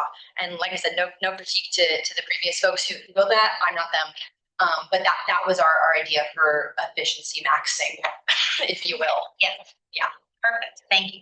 Okay, a few more questions and then I'm done. I'll answer more directly. I was wondering if you had already had plans on how you plan to address this in the coming budget year, so we don't have this problem. Yeah, so that's so definitely our budget season and all that, here, but it's more based off of the budget that we have now and the surplus being passed. I don't think it's fair for the next administration to kind of be handicapped by the amount of, folks that kind of be off their budget down to 150. There's like that like records. Not really much. I mean, you need a lot of goals that a lot of these people are, we can increase, not increase, probably keep about the same, maybe increase some of the programming stuff. Maybe a little bit of the copy, for sure. But a lot of copying and printing so far, so probably a little bit more than that. Perfect, thank you. I'm glad that you're planning for the productivity of the next administration. Yeah, and if I would just add to that, if going forward, us as a Senate and exec are like, it's, 187,000 is too much to fund exec, we should make the TOS model say that we can't hire directors and secretaries. If the budget can't match what the TOS model says for full capacity, we should change that. That's great to me. And now that was just like my biggest challenge, like going into this was like, why does it say these are our grounds for operating? Why is it the blueprint for our operations? And someone knowingly made a budget recommendation for us that doesn't let us operate the way our bylaws say we should. So that was like, that's what I think. That's my 2 cents. I will also point out that a lot of last year's funds were funded out of the end fund. So the end fund is a carry forward account, used with, basically the revenue that we get from the street fair, both of them and all that. So a lot of that was used for street fair, DC and all that, kind of depleted the amount of the end funding where the last administration took over. So this year we're starting at, I believe, 30 something to run street fair, $24,000 for starting at 35. Everyone's at a deficit this year. Street fair is actually a profitable event for us. We make about the same plus more. But I brought up that point because ABTS is a big conference that they went to last year. They used the end fund. Going to DC was a major thing they did. They went, to surplus and also do the end fund as well. So incorporating that into our next budget is also important. So we are coming back to surplus every single year for those things that I think that every single student at the University of Oregon probably wants some sort of representation in DC and also at ABTS. So. Thank you. Okay. Here's my last thing. I have worked a ton with the executive over the last couple of months. We've done a lot of things together. I think they're doing an amazing job. Jay and I are still working on the website, and we're figuring out how student orgs can get feedback back to us, which I think is really important. And I love having, I love that we can do that. So I think I'm going to say yes to this. I was really on the fence. I've changed my mind. I think you guys did an amazing job. I support the work that you're doing. Just to have it here, just for everyone else, what would happen if we didn't do this? Yeah, that's a really funny question. I'm gonna give you 2 answers. If you didn't fund this and we couldn't find another plan, a bunch of people are getting fired. And that's you've seen them. They're working. They've been working since June and July. Alternatively, we've looked into a couple of ways of how to find some money. So there are some pools of money that exist that we have to get a bunch of admin to approve. But it's written in policy that it's for building something, or it's for creating creating a new student-facing service, so like a new department in the EMU. So it's challenging because I think when you look at ASUO, you're like, oh, there's all these like random pots of money. It's really hard to say, hey, fund our work, like fund our people. That's just not something that's like written into policy places. So in short, the executive until we could find something else. I don't want to say nothing because that's really like abysmal. But yeah, not to make you feel bad, go how you want. I think it's important for people here. That's why I asked. Yeah, it would be really bad. I appreciate all your patience. Thank you. Hey, thanks for being here. We got some folks waiting. Last year when I was running legislative, we had gotten, I had to get a stipend extension because as the TOS model shows that terms fall under the executive branch. And while I'm sure you were hard at work in the summer in June, was there a stipend, is that, I guess I'm kind of asking somebody from PFC, is a stipend exemption needed because that falls out of the scope of the TOS model because that position starts in July, if I'm not mistaken, right? Does your position as finance director start July? It does. Oh, you're asking about his back pay. Well, right, that's what, well, I'm asking, I'm trying to clarify if it is back pay because it's not built into the cost of which you get stipend exemption. Cost model doesn't specify a month that it just specifies a length of term. So what that does is all it is calculates directors, they're getting allocated 850, however many reference rate for the 11 months left, but it's thrown into, it's just easier that way for budgeting and whatnot. It doesn't specify anywhere that needed exemption. We talked to Julie already, it's just the same. And I get that for 2%. I see, and you plan to go till May though, right? Or like, yes, You can't. That's fine. Yeah, okay, no, I'm just clarifying just for the, okay, great, thanks, so you. Hi guys, okay, just for clarification with this request, the like front of it is for that like extra month, for that transitional period when you're hiring. Most of it is your. Can you rephrase? Because I know we talked about this before and I thought it was we're adding a month onto. You guys voted on a TOS model amendment. No, that they didn't. You guys were pulling different TOS models. The TOS model going back during the summer. But that has nothing to do with this surplus request today, because we are still operating off of the previous TOS model. So if I'm understanding, we have the extra month for Justin and for Cash. And what's the, I guess let me see the largest chunk is that we actually the largest chunk is that we're just in debt to $34,000. So what's the 1.7 compared to 1.8? That's that. Okay, it's not a big extension. No, it's just the amount that was requested doesn't fund our stipends.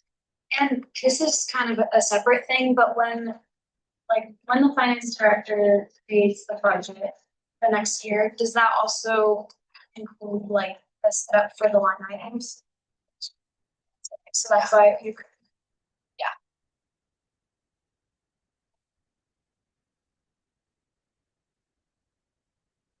Hello, I just want to thank you both for being here and thank you for all the hard work on this. I think the real engine wheels, the thing that makes exec go is the secretaries, is the directors, is the chief of staff. Crystal and I are just two people.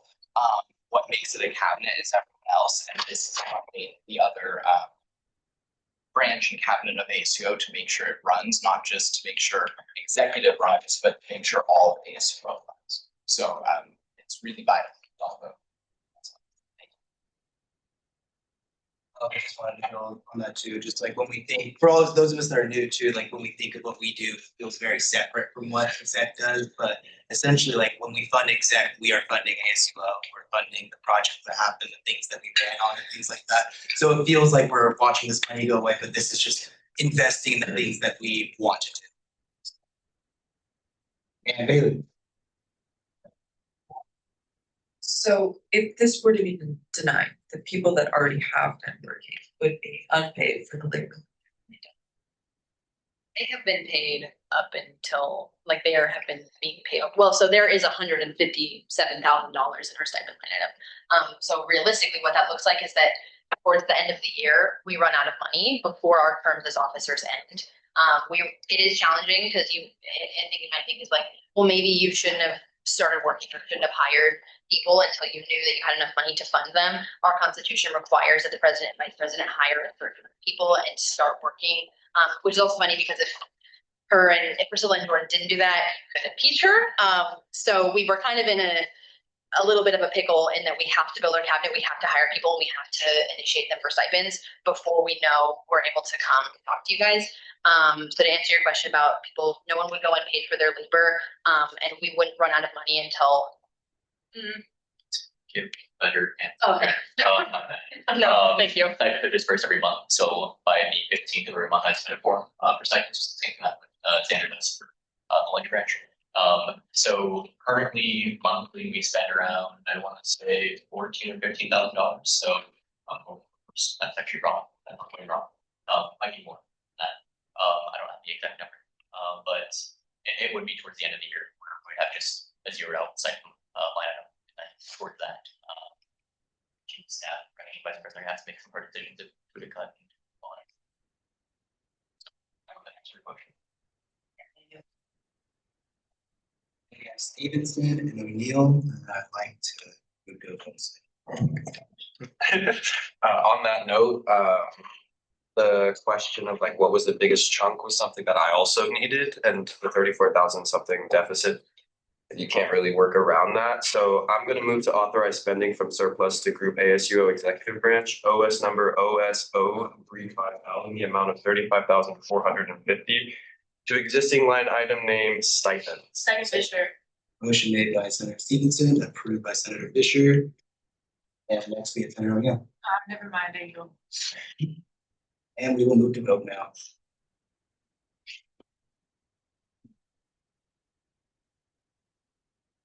Starting with Perez, Peters. Aye. Fisher. Aye. O'Neill. Aye. Taylor. Smith. Lopez Dubois. Compton. Jenkins Hiscox. Chisholm. Nagarajan. Stevenson. Bailey. Aye. Fisher. Aye. Lumen. Aye. And I say aye as well.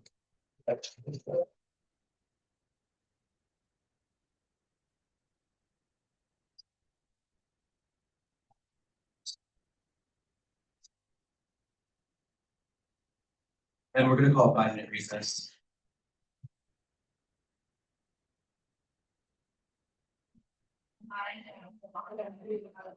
Yeah, we're gonna have.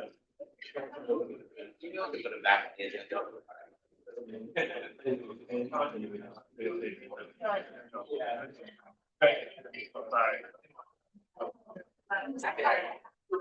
How are you?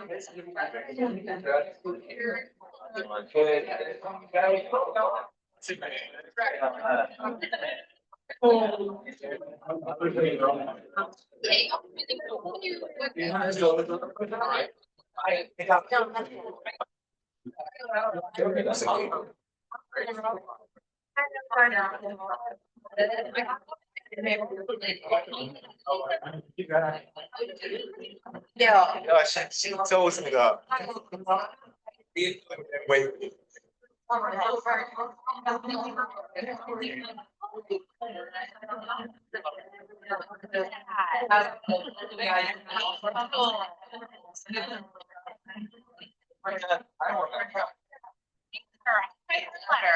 yeah. Look at that. Hold on, let me add it to my to-do list. I need to write her a little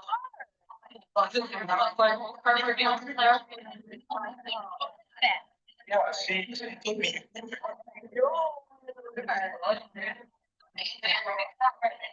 So good about how you all experience.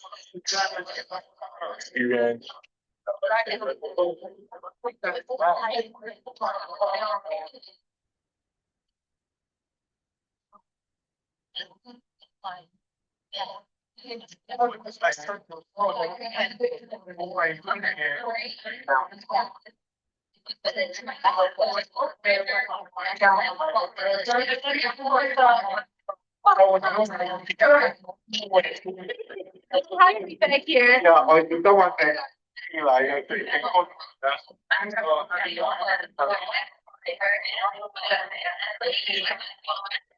The world was alive. I had no idea I was going. She's the most encouraging person I've ever met. When we started the program together, and we were both at the and hiding it. I was struggling really bad. And she was so open with the fact that she was struggling. It made me feel awesome. And then also every day we would meet and talk just help me like how she thought I was doing, how amazing thing, and I really started feeling like I'm actually just looking now. Bad. Oh, not. That's amazing. I'm so glad that we got to do the Abigail to Senate thing. But I would love to participate in any like CI. So, yeah, let me know what I can help with. Thank you. Or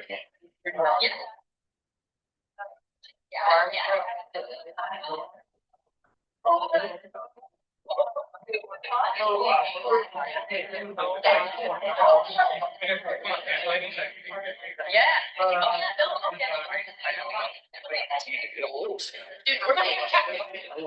Wow. I'll be happy to. You're welcome.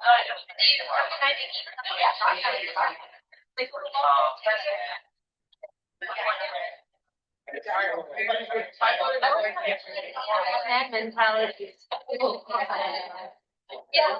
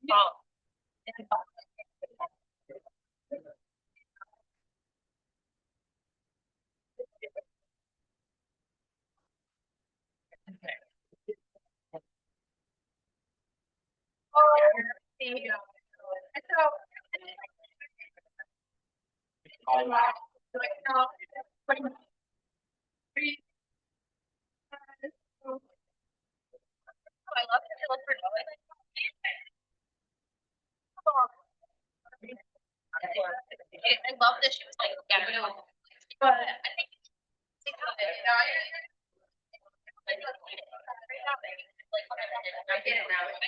I think I was like that.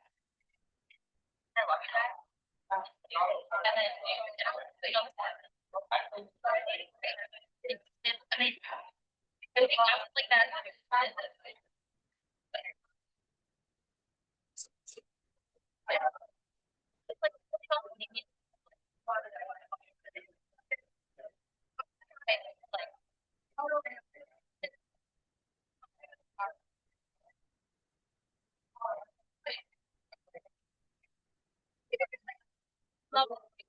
Yeah, but we're kind of like, oh, that's long. And it's so funny.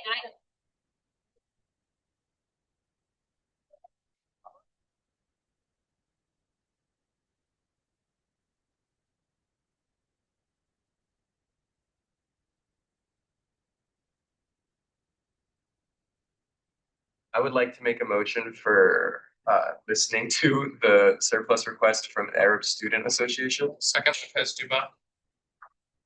Motion made by Stevenson to add Arab Student Association back to the agenda, seconded by Lopez Duba. Those in favor say aye. Aye. Those opposed say nay. Motion approved.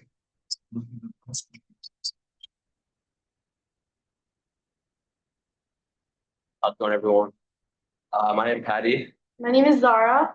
and we're here requesting for the Arab Student Association for $1,630. Now, our main reason for this is because we are a new ASUO recognized club, and we don't have any funds yet, so that's kind of why we're here to request funds and finally get some money into our budget, and hopefully use these funds for our meetings in the coming weeks. So just to go over the little timeline we have, money wise, for week 2 we budgeted for $220.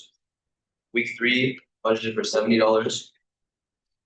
4 $150, and week 5 $250. Week 6 $70. Week 7 $70. Week 8 $500. Week 9 $70, and week 10 $200. And I'll have Zafan here go over what we're doing for each of those meetings.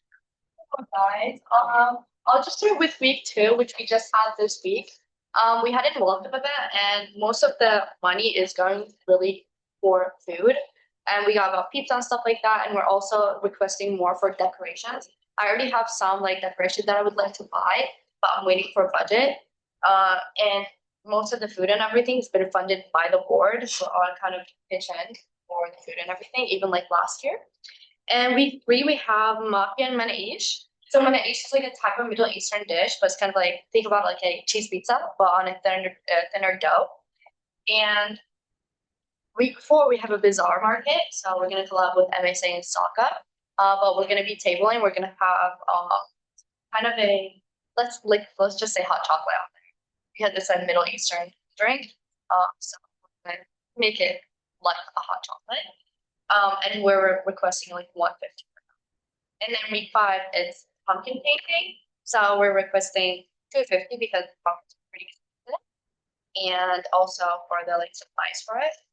And week 6 is drink chai. So we're gonna be drinking tea. So we're requesting also like money for that and also some like snacks.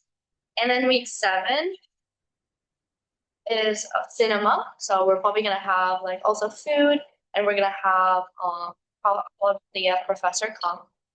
And then week 8 is our biggest one. We're requesting $500 for Friendsgiving. So we're probably gonna cater a Greek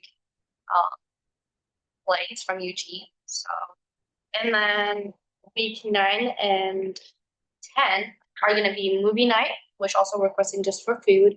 And then week 10 is gonna be bowling. We're gonna do it at like a local as a like final event for the term. Thank you. Awesome. Thank you guys so much for sharing. We'll start with Senator Fisher. Y'all know it. Love to know the actual names of the food item drinks that you plan on serving. I think that's great. Second of all, I love all these events. And third of all, I'm gonna make a motion. I move to authorize spending from unallocated reserve. I can't do that. I can find Senator Green. I yield.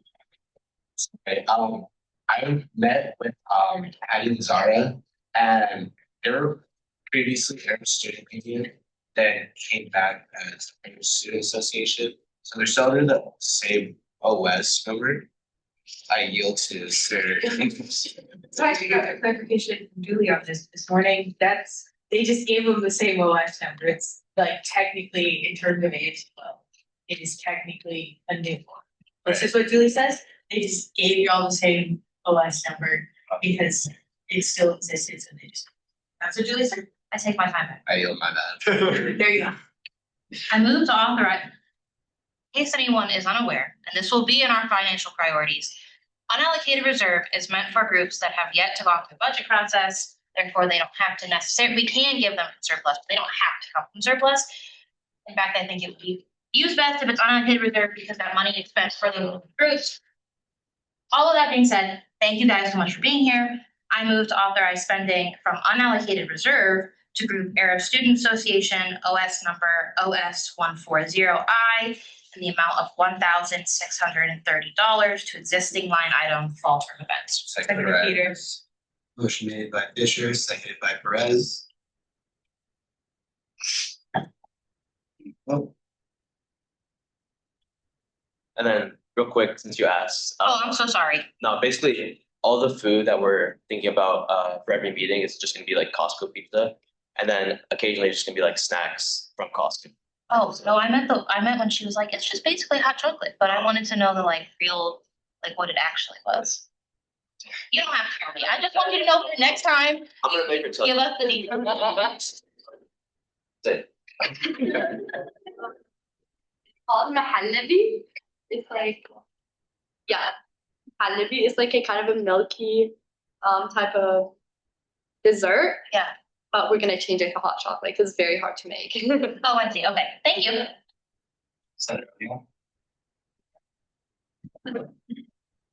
Yeah, hi, thank you for coming in. I'm just gonna very quickly say, I think y'all should definitely feel free to come back and ask for more money, because again, since it's coming from unallocated reserves, there are new orgs, but not like too many, so y'all should ask us for more. Yeah, I do. We just since it's our first time, I just want to see how much we're actually gonna spend for the first term and then come back. It's very responsible. alrighty, now we will go to vote. Perez. Aye. Peters. Aye. Fisher. Aye. O'Neill. Aye. Taylor. Smith. Aye. Lopez Dubois. Aye. Opperhead. Aye. Amanda Diape. Jake Isiscott. Chisholm. Nagarajan. Stevenson. Aye. Bailey. Aye. Fisher. Aye. Goodman. Aye. And I say aye as well. Congrats, guys.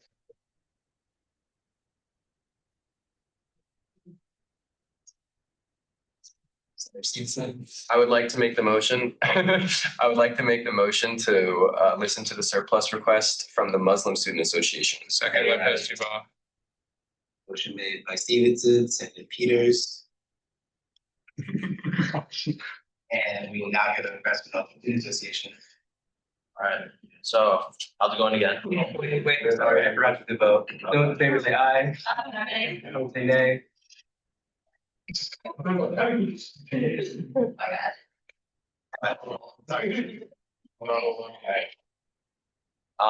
my name's Hattie again, and this is Anna, and she is our president of MSA. Yeah, so we're here today to request money for a special event that we're having on October 23rd. This is the first time that we're doing this event ever, so it's pretty new for us. We are collaborating with the Arab Student Association and the South Asian Cultural Alliance to put on a market. We're calling it the Fall Bazaar. It's going to happen in the EMU Amphitheater. The goal of this event is to kind of build on the work that we've been doing for the last year, trying to gain more representation for the Swana community, which is Southwest Asia, North Africa, and like communities that fall under that. The goal of the bazaar is to kind of give our communities more representation and give people the opportunity to interact with vendors that are selling clothes, food, art, and also performers in music that come from our cultural backgrounds. And because this is a new event, we don't have money in our budget currently allocated for the event.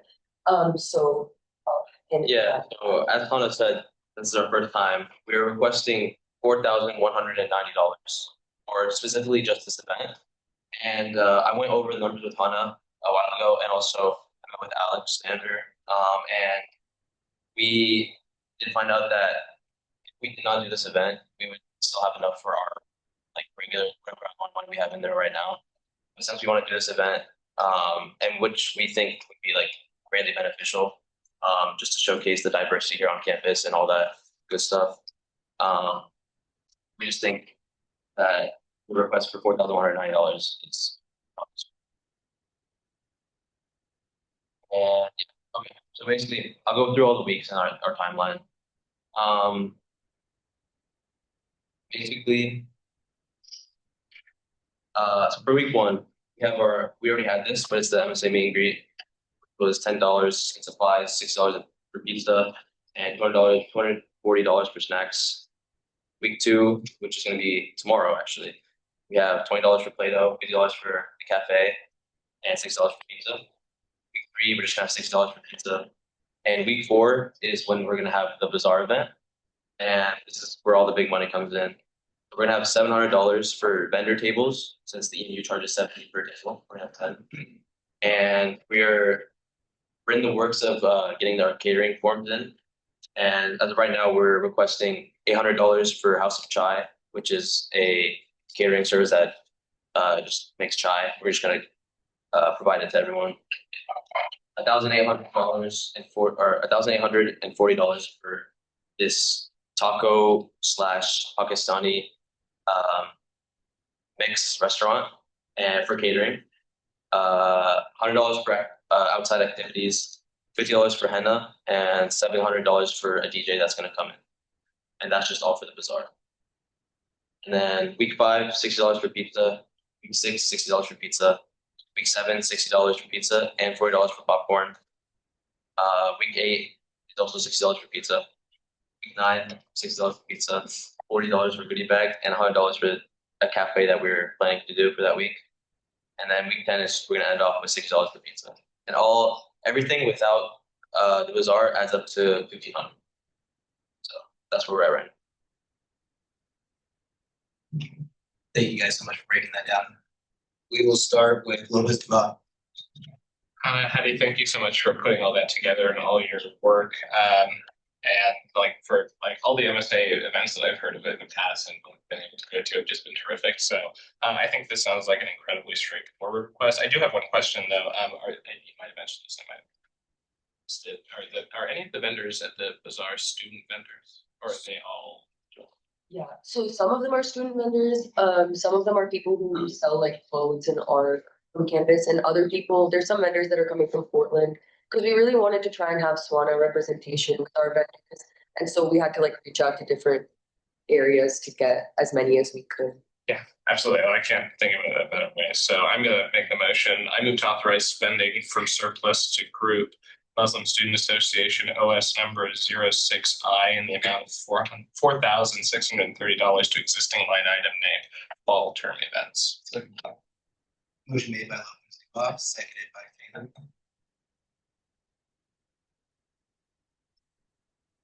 Was it the 360 or the one? It's for 4,630. 4,190. Oh, guys. It should be in the. Okay. Do you want to yield your time for Lopez Bob? Do you have a logistical question or correction to make? Or? Yeah. Okay. I'll yield my time. So. Thank you. I believe it should be 4,600. Did you guys go over the 410 in office supplies? Oh, sorry about that. I think that is included with our 1,500. At the bottom, we gave one for the total budget, $4,100, but the request on the form says $4,630.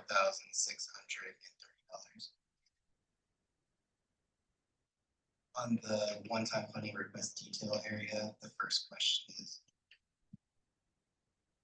Oh, is it when I filled out the form? Exactly. Yeah.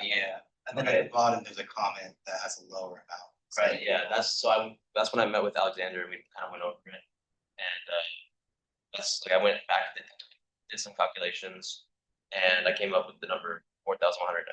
Okay. Would you like to request the 4,190? Yeah. Reclaiming my time. So I move to amend my motion. I move to authorize spending from surplus to Group Muslim Student Association OS number 061I in the amount of $4,190 to existing line item named fall term events. Or is it? Yeah. Okay. Motion made by Lopez Bob, seconded by O'Neill. And now, Fisher. Hi, thank you so much for being here again. I'm going to vote yes on this, but I just have a couple questions. First, I just wanted to clarify the weekly charges that you gave us are included in the total, just because the form doesn't mention them. Got you. You're talking about like the total that we have right now? Yeah, like the $60 for pizza that you kept So mentioning. all of that is like we calculate that for the budget that we have right now.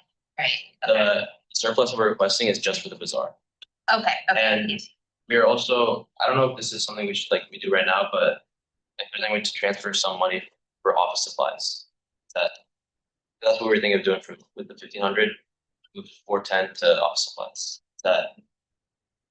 Just be a transfer. Transfer request, right? Yeah. I'll defer to PFC for that. I mean, technically, it needs to be a separate form. Okay, and then we could just scratch them. Yeah, that's fine. And Rachel didn't. And then my other question is the groups that you're collaborating with. I love that you guys are collaborating with them. I'm just wondering if they're contributing anything, and if so, what they're contributing. Yeah, so we've been collaborating with each other to create the actual like itinerary and figure out the performers, the music, vendors, and the food with the other organizations. We just decided that it'd be easier to do one surplus request for all of this stuff, just so that it wasn't like split between our accounts. But there is some other like logistical things that we still need to do that will probably fall to the South Asian Cultural Alliance to come to surplus to ask for, but that's like the future. But we've been working with them to put together this request as well. Perfect. I love that you guys are collaborating. I also love that you decided to put it all in the one group. Thank you, buddy. Next we have Nagaraj. Hi. Stevenson. I just wanted to thank MSA for the help that you guys gave for the Swana Center. Thank you.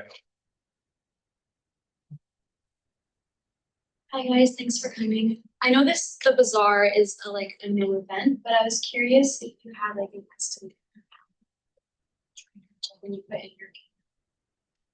Yeah, our estimation is around 150 to 200 people because it's going to be in the amphitheater during like a pretty busy time of day. It's happening on a Thursday. So we were trying to just get as much foot traffic as possible to go through. So the estimate we put in was 150 to 200, but I'm pretty sure that it will be more people than that, just like walking to just come and check it out. And I love this idea, and like Senator Fisher said, collaborating works is like slots. So thank you. Senator Peters. I just had a logistical type of question about catering. I just wanted to double check the things, the organizations that you're catering with. Do they already have an approved catering link? Yeah, so right now they approved the Mexicana, which is the food that we're catering, and we're in the works of getting House of Chai. Okay, cool. Awesome. Thank you. Right, we'll move to vote now. Perez. Peters. Aye. Fisher. Aye. O'Neill. Aye. Taylor. Smith. Albert Dubois. Aye. Walker. Amadiepe. Jenkins Hiscox. Chisholm. Nagarajan. Stevenson. Haley. Fisher. Ludeman. And I say aye as well. Thank you.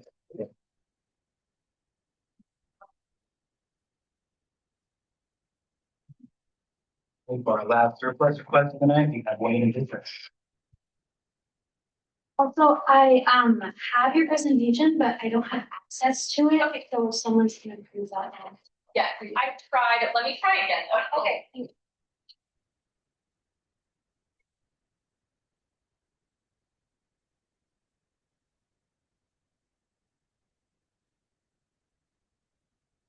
How are you guys all doing today? Good. Thank you so much for taking the time to let us speak. It means a lot. Thanks for hanging out. No. Okay, I have access. Good. Okay. All right, hi, I can just get us off started. My name's Lily. It's so nice to see you all here today. I've never been to a surplus meeting before, so this is a first for me. I have the honor of being president this year, which is truly such a dream come true. I really feel like help has changed my life. Sitting around me are some amazing representatives of our team. I'm really lucky that we also have some of these representatives of our team watching for support. We have our faculty advisor, Jessica Camlin. We also have Sarah Mason, who will be the chaperone for this trip. So next slide, please.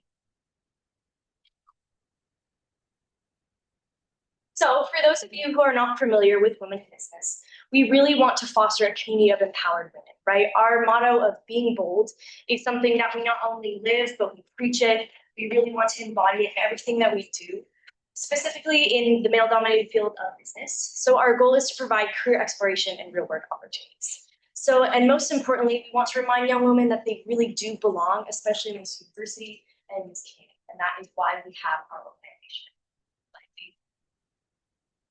So most importantly, what do we deliver for our members? We provide value in so many different ways. Right? starting off with this mood board, this is pictures from our Instagram of all the different types of ways that we provide value and community for our members. We have pictures from our gala, pictures from our site visit to Nike. We have members attending our Ducks and Ducklings peer mentorship program, which is an opportunity where we can pair up upperclassmen with underclassmen to really help them feel like they have an even deeper sense of community. We also have pictures of members at the New York site visits. Next slide. Additionally, to break this down, we provide specific networking opportunities, right? Business is all about making, it's who you know and making the most, especially with this degree. So we provide explicitly, we have our gala, we provide lots of speakers who come in and even network as well. This is an example of the picture of our members at the Nike site visit last year. As you can see, we have so many amazing faces there. Next slide. Additionally, we provide meetings every week. On Wednesdays, we also have had the opportunity to expand and provide more meetings during the week. We really want to cater this club to our members and they really want to. Next slide. Additionally, we are a resource for students. That is why we are here. We provided workshops, we provided resume and LinkedIn, we've had panelists. Our club is open to all majors, so we really want to show that these are transparent skills that we can show. Next slide. So more importantly, talking about New York, that is the reason why we're here. New York isn't just a choice, it's the answer for our club. It is a way that we can seize opportunity and really fill our Be Bold motto. And it's a way to really champion what our club represents and why it is so important to our members. Next slide. Now I'm going to be welcoming up Stella, who is our VP of Site Visit Logistics. Hi everyone, I'm Stella, the VP of Site Visit Logistics. I'm super excited to be speaking with y'all tonight. I'm just going to go over our itinerary. So we're planning to have the trip over spring break 2026 from March 22nd to March 27th. And we thoughtfully chose this timeline as it was recommended to us by the Dean of the Business School to have it over spring break so that it's most flexible with our students in terms of them having flexibility with their academic extracurricular commitments, as well as reducing any type of disruptions to our professors or faculty with students having classes. Next slide, please. So I'm going to go over a brief breakdown of the day by day of our trip. So on Sunday, March 22nd, we'll be flying from Eugene into New York City into LaGuardia Airport. Below it is a potential flight option. This one is from Southwest Airlines. Next slide. Monday, March 23rd, we'll kick off our first full day of site visits. So this focus will be on marketing and retail companies within that sector. So in the morning, we'll be visiting Clinique to meet with our contact, Sydney Scavello. And in the afternoon, we will be going to Free People, meet with our contact, Rachel Bacon, who's both at University of Oregon and Women and Business. Next slide. On Tuesday, March 24th, we will be focusing on companies within the merchandising realm. So in the morning, we'll be visiting Favorite Daughter to meet with our contact, Jen Hawkins. And this is a connection that's only possible because of last year's trip. So on last year's trip, our president really had the opportunity to meet Jen in person and really facilitate that connection with her, which then secured us this subsequent invite to go see Favorite Daughter, which is super awesome. And then in the afternoon on Tuesday, we'll be going to Nike's New York City headquarters, where we'll be meeting with our contact, Chantal Ferguson. Next slide. On Wednesday, March 25th, we'll be focusing on finance. So in the morning, we'll be going to PricewaterhouseCoopers or PwC, where we'll be meeting with our contact, Alyssa Castro. She's also the president of the University of Oregon's Alumni Association. And we're also with 4 to 5 other University of Oregon alumni who work at PwC as well. In the afternoon, we'll be going to MasterCard. We'll be meeting with Jelena Hopper and her team over there. She is also a University of Oregon. On Thursday, March 26th, this will be our last full day of site visits, and we'll be focusing on business operations, so companies within that realm. We'll be going to the New York Times to meet with Vivian Kamen, who is a University of Oregon alum. And then to round out our site visit on Thursday in the afternoon, we'll be going to the MBA to meet with our contact, Michelle Tagmeyer, and another University of Oregon alum at the MBA.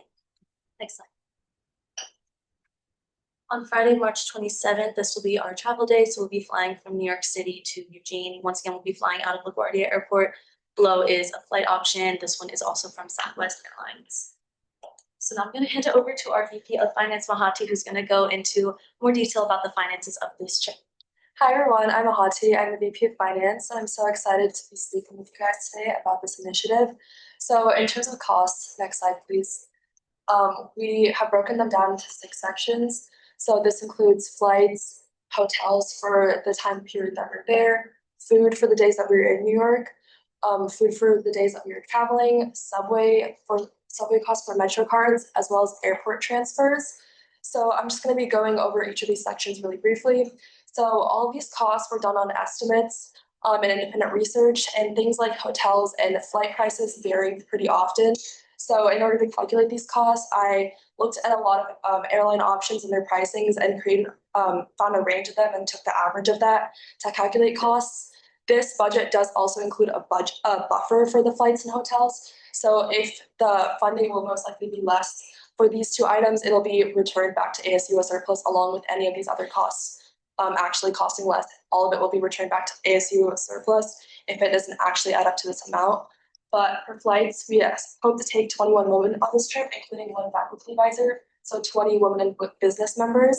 So we expect this to cost $1,260 per person for a total cost of $28,501. And then for hotels in the same vein, expect it to cost $1,600 per person for a total cost of $11,434.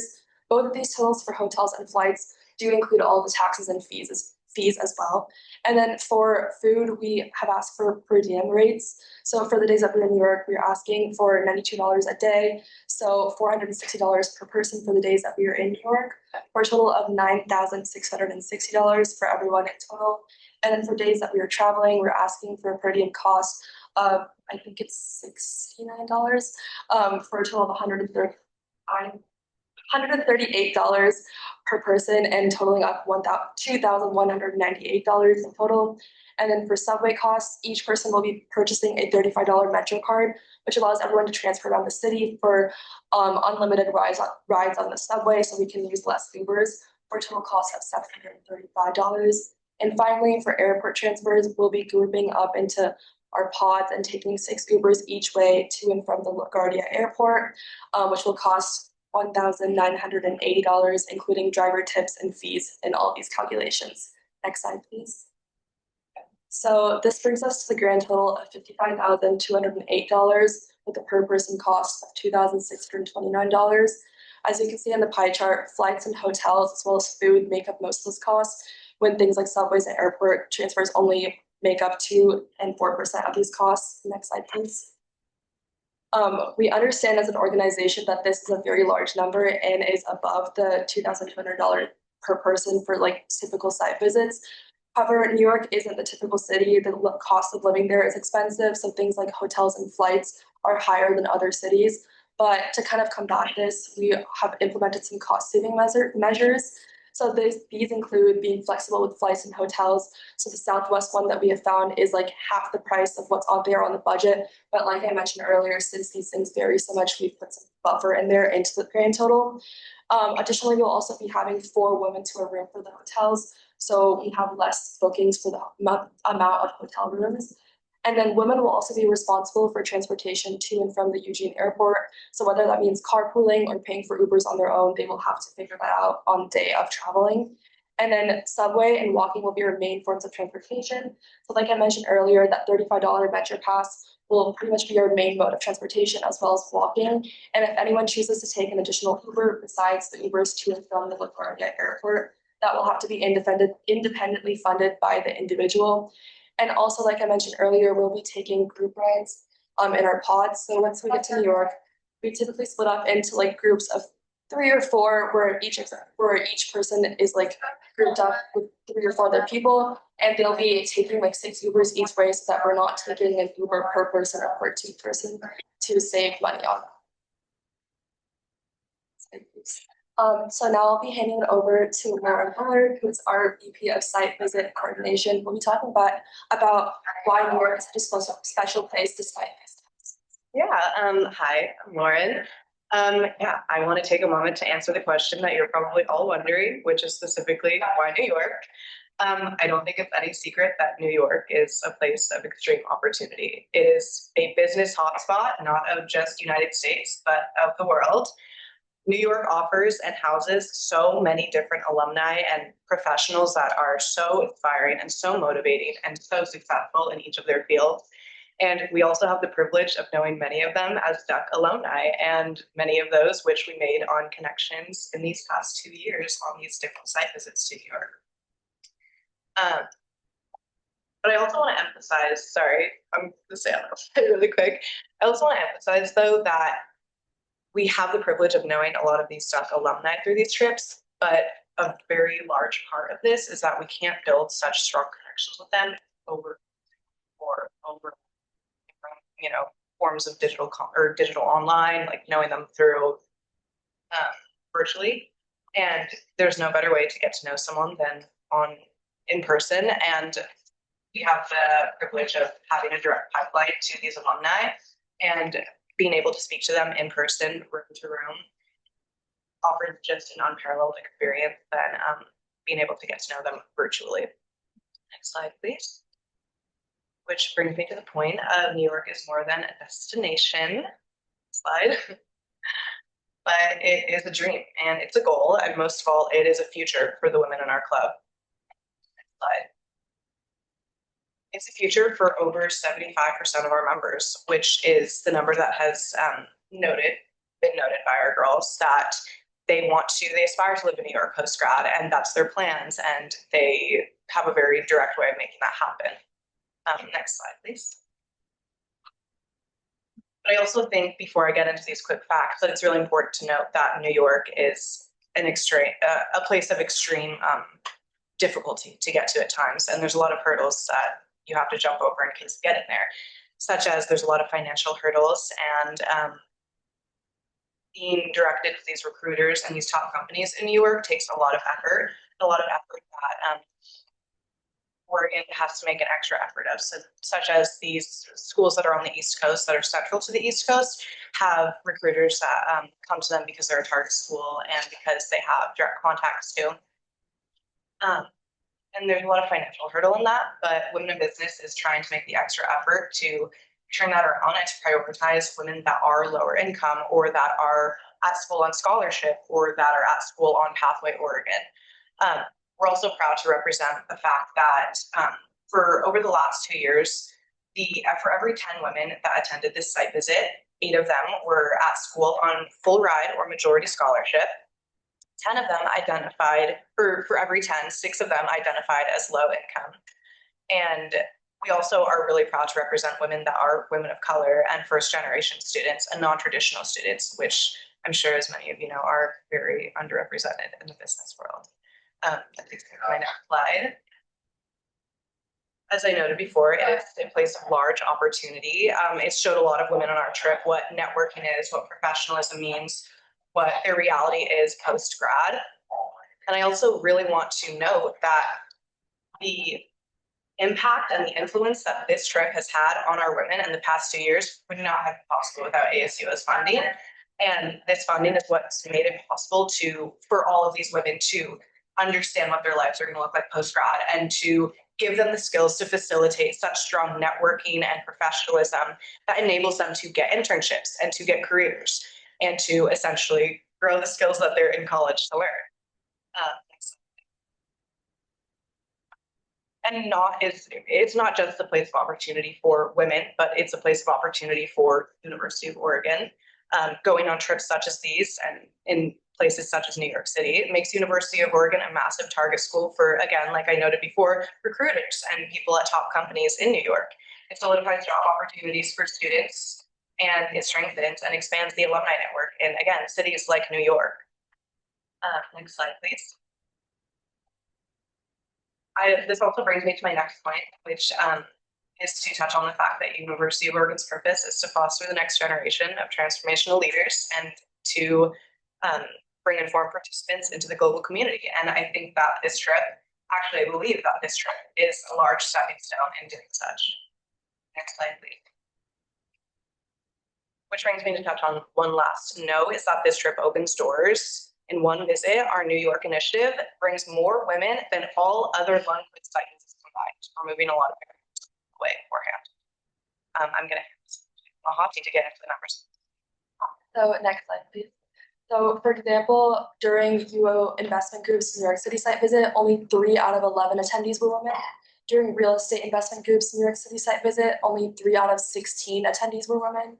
During OCG's San Francisco site visit, 5 out of 16 attendees were women. And finally, during Warsaw's Nike headquarters visit, only 4 out of 25 attendees were women. So together, this only adds up to 15 people, whereas in the last 2 years, Women in Business has been able to take 40 women to New York City, 20 people each time. And so this is what makes this initiative so important. Next slide, please. Next slide. So if 47%, 47.1% of the labor force is women, next slide, please.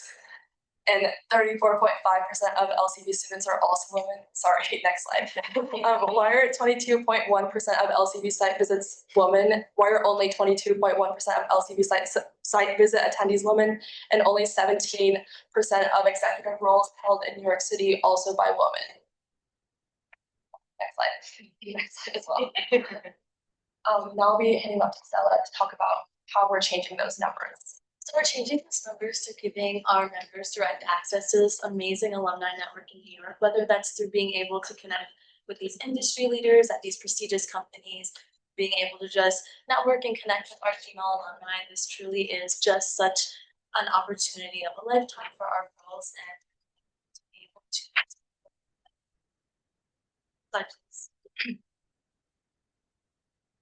with those numbers that we just saw, the business world has not always been so equitable towards women. So it is very important for us in our application process for this trip to put equity and fairness at the forefront of our application. Next slide. So we will be doing this through having an initial workshop, which is going to set our applicants up for success. This will basically just be a workshop for prospective applicants for them to hear about what this site visit means to us, and also guiding them through crafting a very strong application for this trip as well. After that, we'll have an online written application that will be open to all of our members. And with this, we'll be prioritizing members who are highly involved in our club, evidenced through attendance or other volunteer opportunities, also girls who are coming from low income and other marginalized backgrounds, as well as members who have not attended a previous New York City trip with us. So specifically, any applicants who have attended a New York City trip with us will not be considered in the applicant for this trip. Finally, there will be a second round in-person interview to further assess our applicants. Next slide. Now we want to take some time and share last year's impact through the words of our members. Next slide, please. So Celia Hubbard, she's class of 2026. She emphasized how New York really gave her the confidence to pursue opportunities she once thought were out of reach. She says, the New York City site visit showed me that it doesn't matter where you start, just do it and do all of it while being a sponge. If you have a dream or an idea, go after it because no one will see it like you. New York is a pivotal moment in our girls' personal and professional journeys. Isabella Martini, class of 2026, emphasized the gift that this trip truly gives our girls. She says, it was a moment of realization for me that my goals and success story is not far from reach. It opened my eyes to the possibilities of what my life could look like, and it forced me to step outside of my comfort zone. I'm now going to hand it over to our president, Lily, to round out our presentation. Next slide, please. Thank you so much. I'm going to make this as quick as possible in lieu of everybody's time. I know it's gone long tonight. We really appreciate it again. I'm just going to leave us with some of the words from Alyssa Castro, who we mentioned earlier. She's the UO Alumni Association New York City Ducks president. So she says, New York is one of the most powerful places for current students to embark on their personal and professional development. The city is home to an incredible network of UO alumni who are eager to share their journeys and support for the next generation of Ducks. Through this experience, students gain meaningful and first-hand connections through accomplished alumni, further enriching and uniting New York. And again, this is so important that we have this quote from her, as we've been able to foster this relationship with her because of this trip, and the fact that she's representing the alumni chapter there, and specifically giving us this quote because of what she knows that this trip is a possibility for us and what it means to our members and how much of an amazing opportunity it is. Next slide. And with that, we know that New York is an investment into our future, right? In the Columbus College business, we have 6 concentrations. This opportunity requires us an option to see all 6 options. So you have accounting, finance, OBA, marketing, entrepreneurship. sports business. You know, these are all amazing opportunities that our members are really drawn to, and in New York, we can find all of that next slide. And so again, this experience is twofold. This is not just for us, this is for Oregon. Next slide. This is for women in our club, and we are so incredibly grateful to have gotten to share this slide. And we leave you with our mission, and thank you so much again for your time, and we'd love to open up for questions.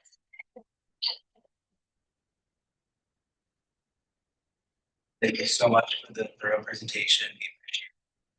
We'll start question off with Senator Lopez. And thank you guys for that incredible presentation. As some of you may know, WIB's first request for this same thing was 2 years ago. It was my freshman year, and I was really fortunate enough to work with them. And every time they've come back, they've given an excellent presentation. But I wanted to add a little bit of context because I have seen this request. I worked with them my freshman year. I worked with them last year on this. And I just sort of want to highlight what they were saying before, that this is not just an investment in the 20 people that get to go, but rather they're representing the university on a larger stage. As Absolute Improv was here just an hour or so ago, and they talked about having the opportunity that they wouldn't have otherwise had because of the investment we made tonight, but also being able to field other opportunities. As they said, they got invited by a number of other institutions for going before. So I just wanted to highlight that. Additionally, because I've heard this request before, I can anticipate some of the questions that you're going to get. So I have written down some that I'm going to try to get ahead of. So my first question, and this is just adding a little more context to your organization, is how many members do you have this year, and how has that changed over the past few years? I can touch on that. So we did just have our first meeting tonight, so we don't have exactly that statistic as teams right here.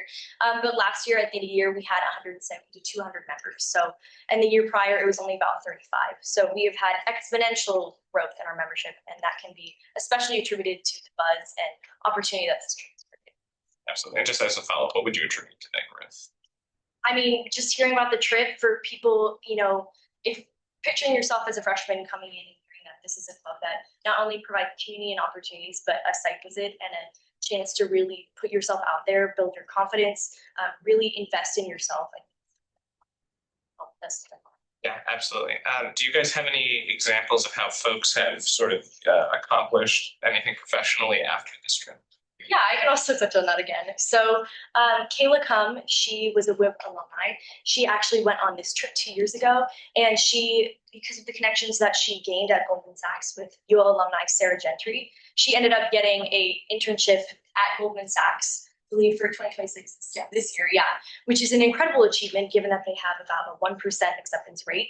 So the fact that her having that connection, not only in person, but to the New York office especially, across the country, it's a huge achievement for us. And, you know, we have had a lot of representation and been provided lots of information about internships that could come up in the future. Given that this trip happened towards the end of the year last year, a lot of those internships are just opening up now. So we have members that are applying for those internships now as they're starting to evolve. Excellent. And how, I think a big question that I've heard every time this request has come up is, how is this, you know, you're sending 20 people, how does that benefit the university as a whole beyond being able to represent the university in New York? How does that kind of come back to our campus?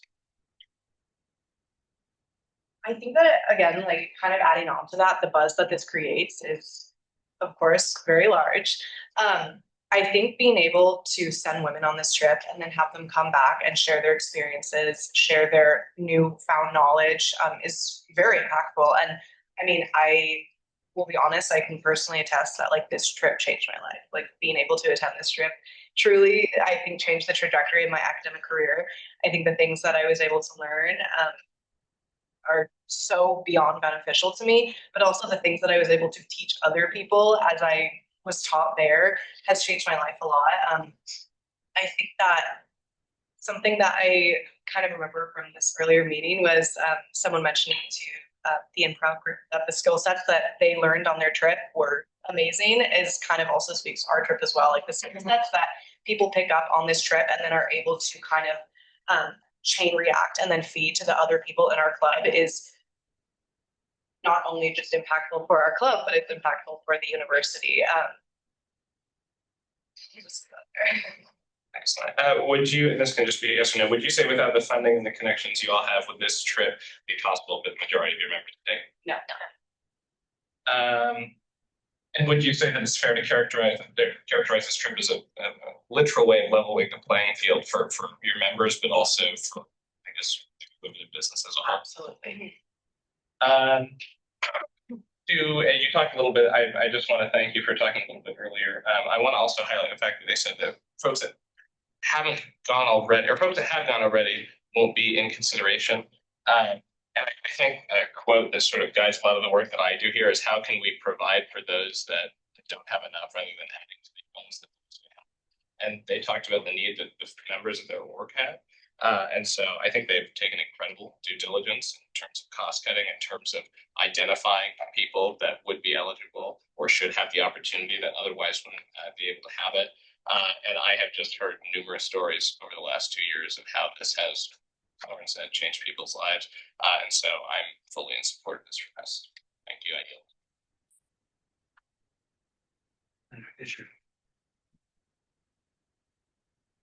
Hi, guys. Thank you so much for being here.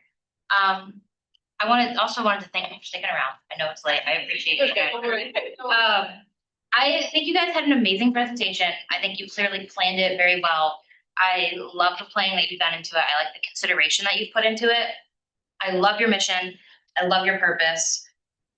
However, I think because of the current condition of surplus, because this is a recurring cost that isn't put in the budget specifically because of the cost, and then the logistics being that it's long distance, being that it's such a long, like over the course of a week, a length of trip, and then the number of attendees, I do plan to vote no, but I am so sorry. And I really, really hope that I can support you guys in another endeavor when you guys come back.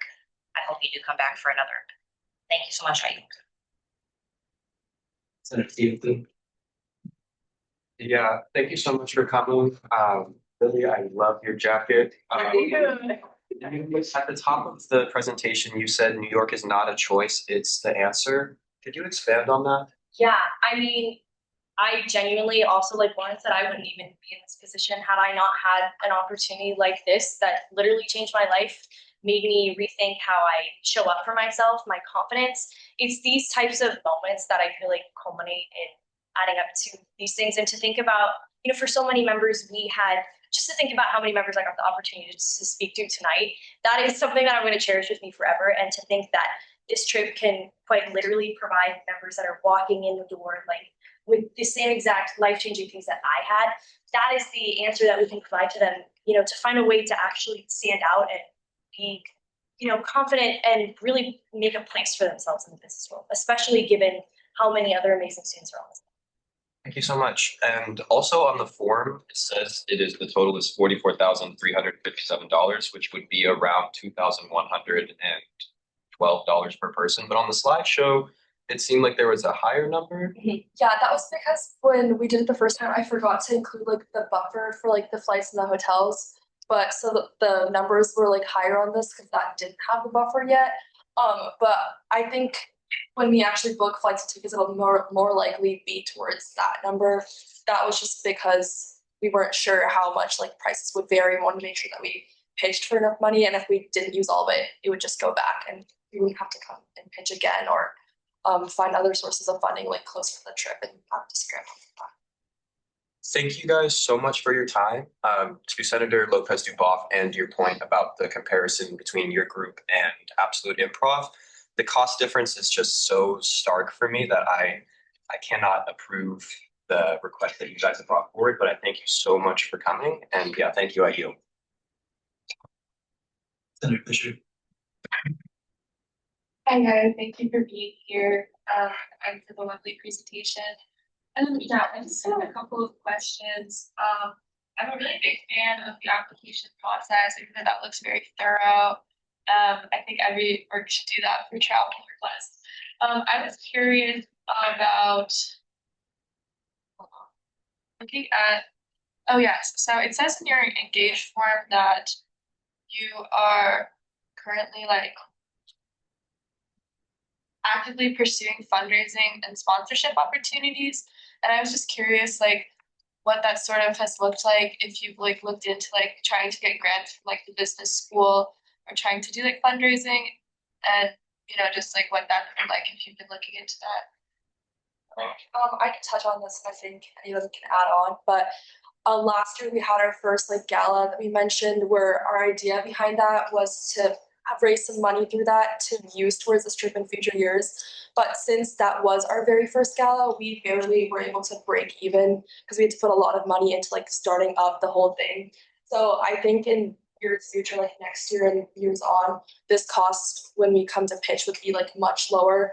But since it was our very first gala and that was like our fundraising idea, we didn't like make enough at all to be able to support this thing. But I think when we do this in future years, we will have like some fundraising to support this. But since we are like a kind of like newly emerged club, like we were there previously before COVID, but like we kind of had to restart. We like our big initiatives that would have fundraised this had to restart this well, kind of putting us in like a deficit position for these kind of initiatives.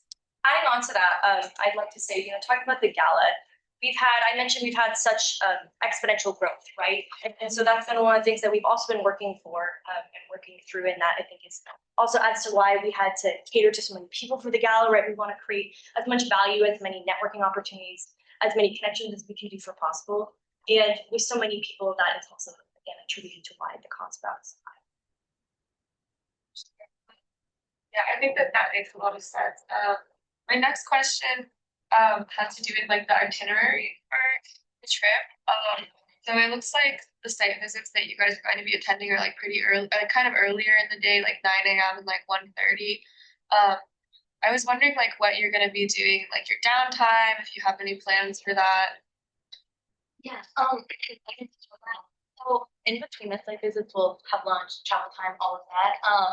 And then the afternoon, previous site visits was a lot of focus on like community building and like moments where the group was all together, experiencing the trip together, being able to reflect on it. So a lot of the events after the site visits have concluded for the day. We're very focused on doing group work and being able to experience and explore the new city together, because I think that is also a big part of this trip, is this independence that it gives our girls and the ability for them to imagine themselves in all of the professionals that we meet shoes, and being able to see themselves in this city and know that is the future for them.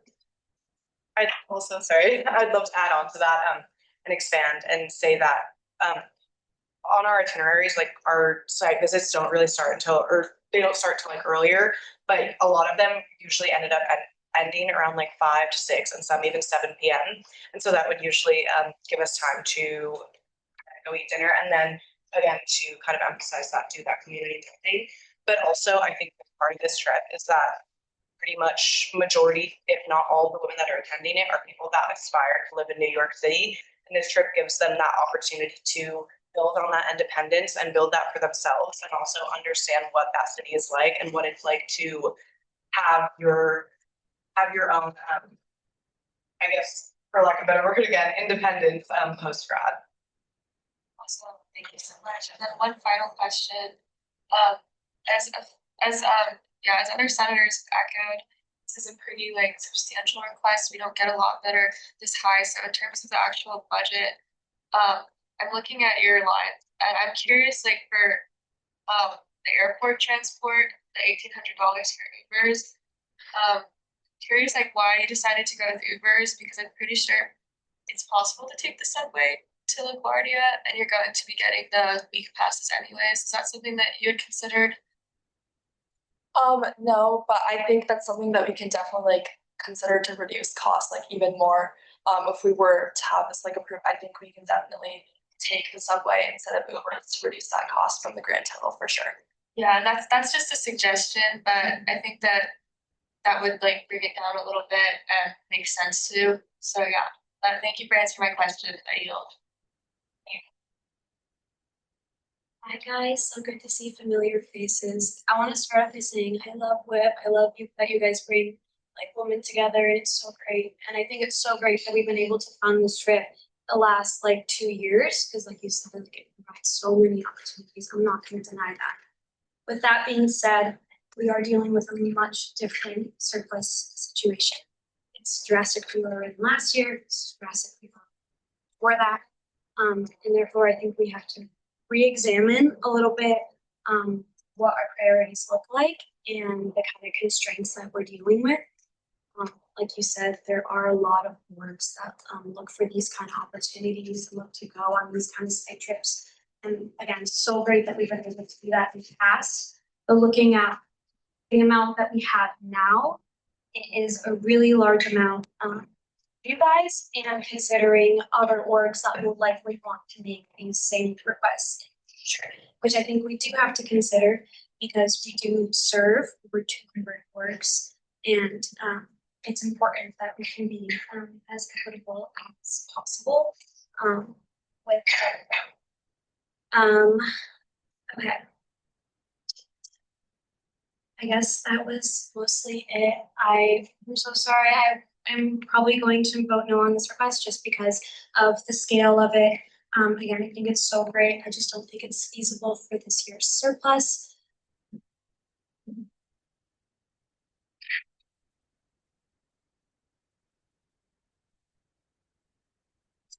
You can discuss.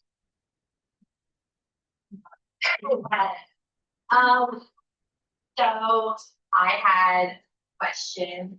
I was curious how it just come in result out in the application, like what kind of questions you can ask, and also I don't know this. Yeah. Usually in the application, it asks them to like confirm, and it asks them about are they a Pathway Oregon student? What kind of scholarships do they have at school? And I think in some cases of like the year previously before, we've kind of gone on like a basis of, you know, people are telling the truth. But I think moving forward, like if necessary, we can definitely provide receipts. Even though like in some cases that it's just kind of, it's hard to determine, I guess, what teachers are invasive. But I think that we do also want to make this equitable and ensure that people are going that deserve it because they wouldn't have had these chances before, which is what this trip is about and what this trip is. To add on to that, I think really important, like Laura said, on an invasive. So I think she should definitely be like on the answer if it feels appropriate to you or that you feel comfortable enough. And like we mentioned earlier, that we're looking at in our applicants could also be other ways that we're Okay. And then next question, you all are I forget. So have you been? You will get all been on the trip. We've all been. Oh, okay, got it. Okay. And then yeah, I'm very torn because I see the value of this. Like I'm from New Jersey and yeah. It's true with the East Coast and you know, an hour away from New York City, and the possibilities there are truly it's endless, and I totally understand that. It's just I think as a lot of like senators have I'm just gonna echo kind of what a lot of senators have already said. Like the surplus is not what surplus is not what it has been in the past, and it's just so hard when we're also serving organizations to run this. And I think the other thing too, I would just ask is like for fundraising, I know that you did kind of talk about that, but like, is there a chance that like, you know, we could like we say no today and then you could go back and like try to fundraise? I mean, I think there still possibly might be time. I mean, it's only October and this is in spring break. It's kind of it's far away. I mean, I think that can still be a possibility. But I think I would feel favor of supporting this if there was kind of more fundraising. Yeah, but with that being said, again.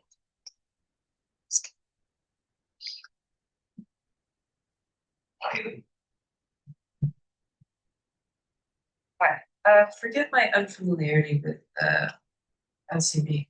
I guess site visits are a very big part of launch itself. And that the other programs that you mentioned seem to be mostly funded by the college. Yeah, sorry if you're not done. A lot of the other clubs that are part of the LCB have like outside investor funding, but we are actually one of the only clubs that don't have any outside investor funding. So that's why when they go on like site visits, their costs they ask for are much lower because they do kind of have that buffer. But we actually don't have any outside investors, making it more difficult for us to like raise money for these type of initiatives, but to also like hold up our part of the bargain for our members and still give them these opportunities like the other clubs have been able to. So that's like why our costs are like higher. They've been able to go on the site visits as well. Yeah, thank you for answering that. And then I guess just a general question for me, what does a site visit typically entail? And you're bringing and I don't know, I've been on course and found a middling, I don't know, experience the larger they are. I just wonder how a larger size, I don't know, just I would love to learn what a site visit means in the context of going to New York. I think I can answer this question. So when we go to New York, usually we have like our connections, and since they're all like mostly majority bigger companies, they're able to host like all 20 of us that attend this trip, and we make sure that like the number that we have chosen is like something that they can host, which is why we've stuck with this number for the past like 2 years. So basically, when we get there, we have a panel discussion with all the people that we're meeting there and all of our connections, where they can tell us about their roles and their opportunities and how they got to that point in their career and advice they have for us. And then it's really our chance to ask our questions and like get answers that we wouldn't have had and like make those connections with those professionals to like foster those relationships like kind of across the nation, but within our own alumni sector. And then sometimes they'll give us like a tour of the facility, or we'll get to see like things that they are currently working on and opportunities they have, like internships or jobs that we can be a part of and apply to. I also want to add on to that to say that I feel like in kind of a big picture idea, 20 might sound like a lot. Our club does have like nearly 200 women, and especially when, you know, I think half of our guest speakers that speak to the women in our club through Zoom, or even if it's not, even if it is in person, 200 women is a lot for a guest speaker to talk to. 20 split amongst a company with a lot of different professionals in that field offers a lot of one-on-one opportunities that frankly we don't have. We don't go on sites such as these. And I think that's why things like this are so important. In a perfect world, I think we would take way more people and be able to do a lot more one-on-one networking, but 20 really does offer a good amount to be able to learn, network, build that one-on-one professional development that we're able to offer them. And then again, as mentioned before, be able to come back and bring it to other people and kind of spread the wealth of knowledge. Yeah, thank you. I guess one last question. It's a little out of field, I suppose. I know the whole point is New York, but have you guys ever considered a little closer to home in terms of coordinating visits? I know some of the other LCB programs, Seattle and Oregon, more on this coast, but I know you guys explained East Coast, New York is a big part of the draw in terms of getting new members to the club as well. Additionally, New York also is the host of UO's like largest alumni chapter, so it makes it even more important that we go to a city like New York, because a lot of the alumni work at the companies that we want to visit, and so having an actual alumni over just any other person that we know just helps foster that connection better and like provides more opportunities for networking and like internships and jobs, because it is a UO alumni and it does host the largest chapter of alumni for UO. I know sorry. I mean, I know I said it before, but it is like the business hotspot of the entire world. And the people that you can meet there are the best in their field and the most inspiring. And it really offers opportunity like no other. And that's not to say that a place like visiting Portland or Seattle or even San Francisco wouldn't be beneficial, but it truly is unparalleled to the experiences that you can have in New York and the people that you can meet in New York.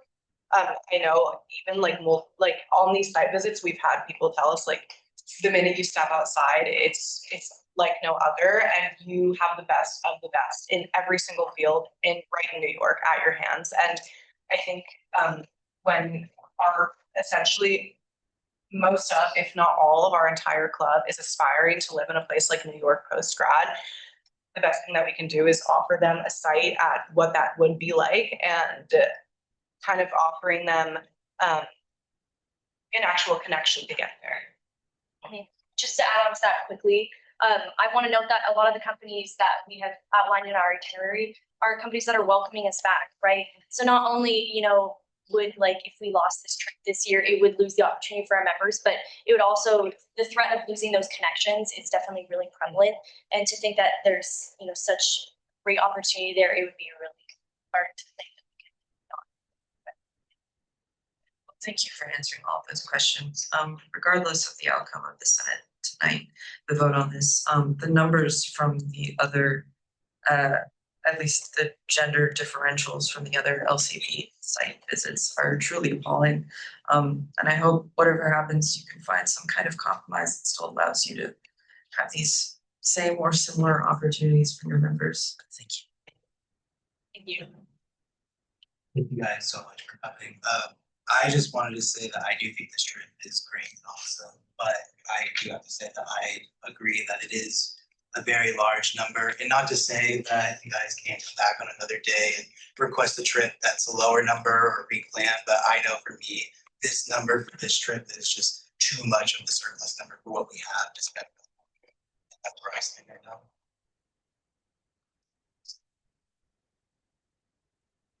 Hey guys, thanks for being here. I know it's late. I love the presentation.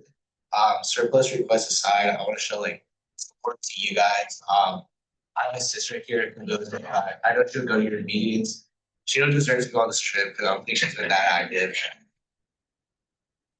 But here, when I came in, I'm a finance major, so I knew when I joined different clubs and boards on campus, I knew I had many opportunities. And then being like students of color, like when I knew my sister was joining women in business, I knew it was nice that she had like many of the same opportunities.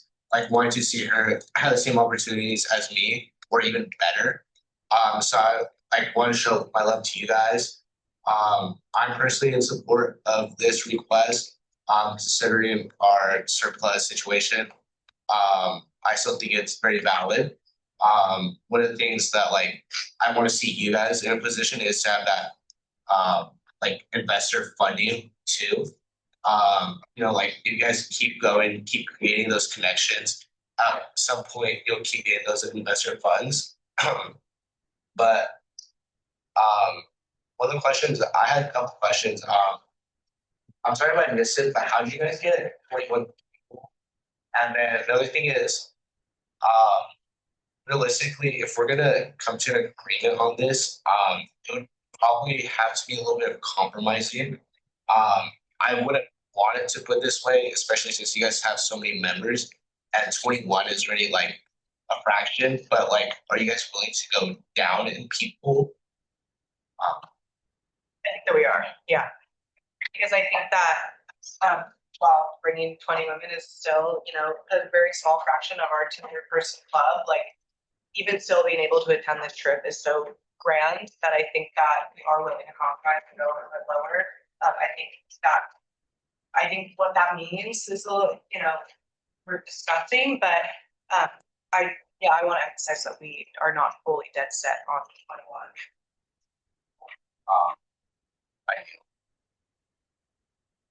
I think if we were to change things in the request, I do recommend that we do still reject the request tonight, and then they can reapply. We can work on it over a week and fine tune it and come back and do this. But I do think it would take a lot of time for us to sit here, pick apart a request this big tonight. So, and then Nagarajan. I mean, I would like to also work on this in a future meeting, but I would do. Yeah, at first I was like, I kind of hesitant to to fund this request just because of the amount of money per person is a lot, but at the same time, I do see the point. Like, if we continue to fund this for like maybe 2 years from now, I can definitely like it's very possible I've seen it happen. Like connections in New York, and say that you're all able to fund like fundraising your own next year. I think I don't know. I think compromise is probably the best solution right now, but I definitely do support making this happen, but we would have to just fine tune it. O'Neill and Peters, and then Lopez and Fisher on the second list right now. So it's my turn now. Okay. Yes, thank you for coming in for your presentation. I guess I just wanted to know a little bit more about your panel events. Oh, just like the panel events, like at the site visits and that kind of thing, or like panel events here? Oh, yeah. So like last year, like we've had like workshops for like panels, like we have like multiple like speakers come in. Oftentimes we have like guided Q&A sessions, and also we have like open Q&A sessions as well. To really help members like get to talk. Usually there's also networking time at the end. This year we're already like planning some of those as well to really again encourage that if we can have as many people in there as possible, it helps like share the wealth to as many people. Ted, a lot of our panel events are also in collaboration with other clubs, so like the Marketing Association, or we had one last year that was with the Business Analytics, which is one of the concentrations within Lundquist. We had a panel event with them too, so a lot of the time it's enriching a bunch of different groups of people, which is really awesome. Okay. And also, have you ever, well, what is it? LCB? Have you ever said, oh, y'all should fund our club? Yeah, it is true. Like more is like the career center there, and LCB, like the actual College of Business, really only has like a limited amount of money that they can give out. These other groups, like such as groups that have the kind of scary statistics, are funded by investors, and they're clubs that have been kind of in place for many years, and kind of like Mahat mentioned earlier. Not that we're exactly a newer club, but we're newer in finding our footing because COVID truly glazed over or disrupted a lot of our progress that we had made as in women in business. And in 2023, we probably had 30 members, and now we have 200. And so this club is only growing and has only been growing. But things like the gala that we had last year, we could barely break even on because that is such a large undertaking for essentially kind of a new club to do. And things like that aren't things that kind of, I guess, for lack of a better word, come easily. And while we are going to make those kinds of efforts, that like this year and next year and years to come, it's only going to grow. But in the meanwhile, we don't have investors. We can only rely on donors. We can't ask the same donors every single year to fund things like our gala or to fund things like our club. And keeping that rotation in mind, we really do value the kind of funding that ASUO has been able to give us, and is potentially, even if it has to be fine-tuned, is able to give us in the future, because these things tied our club over into kind of the foreseeable future where we do have investors and we do have donors and we have that larger picture idea of what being a fully cemented club in the LCB looks like, because it's a lot different for groups like the investment group or like the real estate group or OCG, and I could go on. So each one of the groups in the LCB, yes, and the LCB has their own investors for their specific group. Yes. Even like the smaller ones, like I know a couple of clubs that are smaller than us, they also have investors. We are like, I think, one of the only ones that don't. And none of them share. They don't. All of them, but a lot of the ones that are on par with our size do have people outside. And another thing I just want to add on to it too, is I think the issue is their investors are men. There's just not very many, unfortunately, women that have institutes like just have the extra responsibility to understand the club. Yeah, so is there any overlap for investors? Like, does an investor give one club some stuff and then they also like share it with some smaller club or something? I will be honest, I don't think I can fully speak to like the investor knowledge that I have on other clubs in the LCD. But again, like even if they do overlap or share in some sense, because these are very like cemented and very grounded clubs in the LCD, and we don't really have that footing quite yet to kind of like liaison or like parlay those connections with them. Yeah. Well, okay. I also will echo what other people have said. Such as Deputy Speaker Ludwig was talking about, our surplus situation is not great right now. I think that y'all should really just force them to give you some of the money. It's only fair. Like I'm genuinely advocating for that. Like just know, I feel like the center will be fully behind that. I feel like that. It's an unfortunate situation, and I really think that the woman business should have part of it funding. On top of that, perhaps putting more, since y'all have like 200 members in your club, I understand it's really important to go to other places, but y'all already have these connections right now. So maybe you could have some sort of like large conference that could be funded out of surplus probably. That would reach over 200 people for sure. It would give a lot of credit to the university, I feel like. I don't know, it's just ultimately it's a lot of money, but also it's just atrocious that it's not funded by the university. And I really, really, really strongly encourage like direct action for that because it's appalling. Like Robin said, I don't know. Like I really can't emphasize that enough. If you want to talk or something about ways to push that kind of stuff, then talk to me or Senator Bailey, Senator Chisholm. But like truly, I implore you to really take this step because I don't think it's fair that y'all have to wait for this secret investor when all the other orgs literally have that because they're men. And that's just not fair. And I really, really think that this should be pushed very hard this year. Can I just clarify a little bit? Sorry, hi, I'm Jessica, their faculty advisor. So the way that fundraising works at the Longwood College of Business is that we have like a fundraising department essentially. And we go out and do as much donor outreach as possible, but we can't control who these outside funders choose to fund. They have their interests, right? They're real estate people, they were an alumni of a particular club. So as much as we do that networking and try to get funding, to some extent, we're coming up against like the professional fundraising arm of the college where we're not allowed to necessarily like ask for money directly. We have to sort of go through the appropriate channels. And these outside funders, like we just can't control what they want to spend. So yeah, that's one thing I will say. And there's only like four organizations that are highly funded by donors, and there's 25 clubs. So in proportion, those four orgs do. And some of them actually generate revenue too. So. Yeah, I get that. I do. And it's children. And but also Lundquist itself doesn't have a budget. Like Lundquist doesn't give money to clubs. I just want to be, it's outside donors, like random people that are alumni that are like, we like this club and we want to give them money. So, but we try. We definitely try to fundraise that. Yeah. I really feel like some sort of quota situation should be reached in those clubs or something. Like it. Yeah, I'll let it go because I don't know that much about the situation. But yeah, I yield. I'll go real quick. I just have a couple questions. Thank you for being here. Great presentation, all that. So it sounds like it's been an annual thing. I was here last year.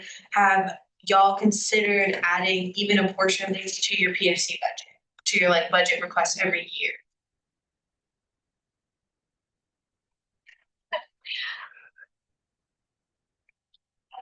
Maybe in like future, well, but it's such a like a new initiative, we haven't really like that into our budgeting yet. But I think maybe from like next year onwards, we might like put a portion of this into our budget already, so we don't ask for as much surplus. But I think with it being such a new thing that we're just doing for like the third time, it hasn't been something we've considered yet. But I think that it will be in like the next like year or two.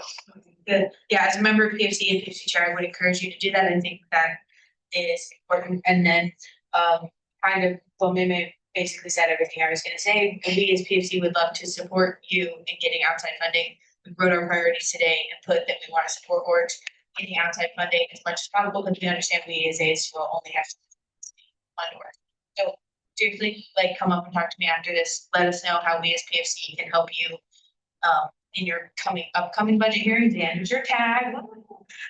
And also how we can help you get outside funding. So thank you. On to the second list, we're gonna start with Lopez Dubois, but I do wanna remind everyone we don't have a motion.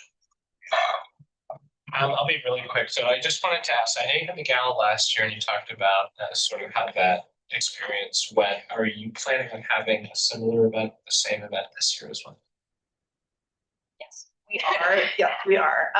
It's unclear like how much that'll make because again, as emphasized, our gala last year barely broke even, so there's a good chance that that's going to happen again this year, which would not nearly fund any portion.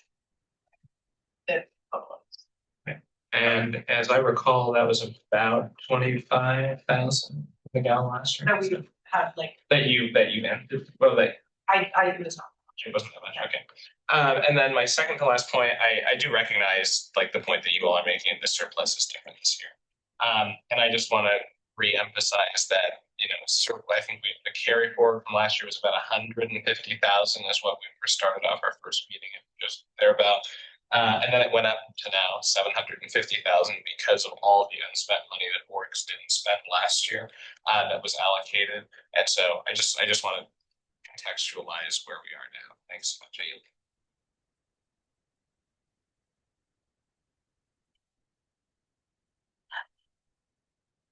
Hi, everyone. Thanks for being with me. I will also be very quick.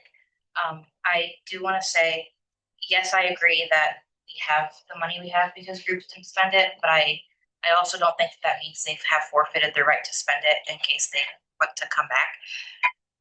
All of that being said, I also wanted to say, and I feel responsible for this, I am sorry that we don't have financial priorities regarding surplus yet. I wish that we did because I think it would help us a lot with this. Obviously, we don't have priorities. We haven't voted on priorities. I think we should all individually vote how we plan to vote.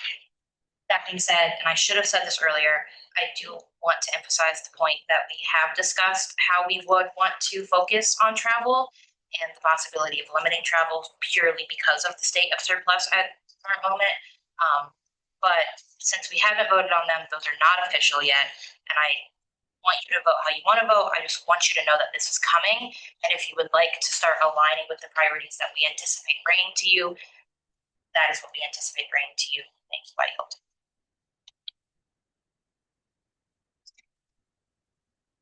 Again, thank you so much for being here. Before I make a motion, I would like to clarify, would you guys prefer to present this number or would you guys prefer to come back next week and reevaluate if you're going to use groups or not and all of those things?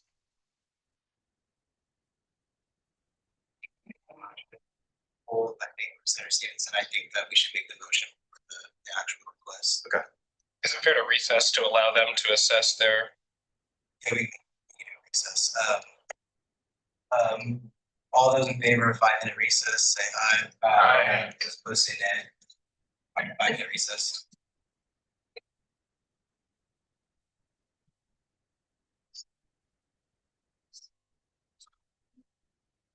Oh, my Duolingo!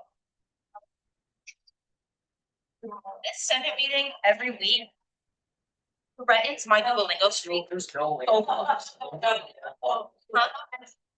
does end at midnight, so like mental capacity after Senate to do your right. Yeah, to remember to do it after Senate. It's like use your notes by like the OC. My mom bought her entire book.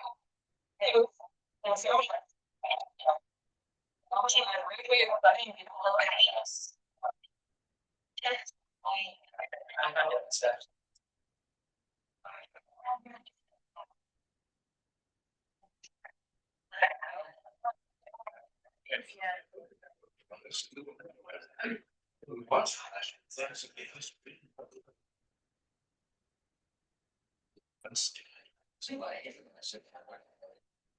Is that well? It's something.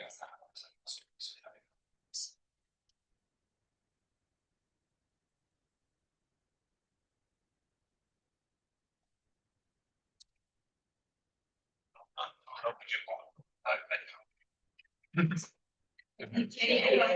Yeah. I should I'll be able to table it. It's okay, it's just like that, honestly. You don't know that, no matter how big the down, I do it. I was having a lot of, you know what I'm saying? No, I No, but I was looking at it. Yeah. I have like. It's not, you're not supposed to. And whatever they do. Cause that.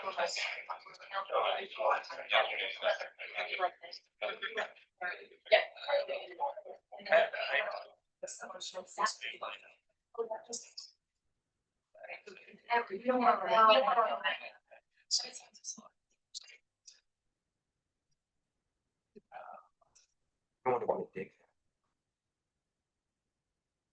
I think I don't know.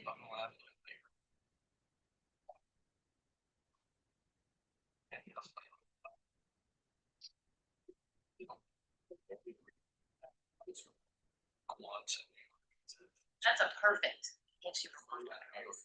Miss a single one.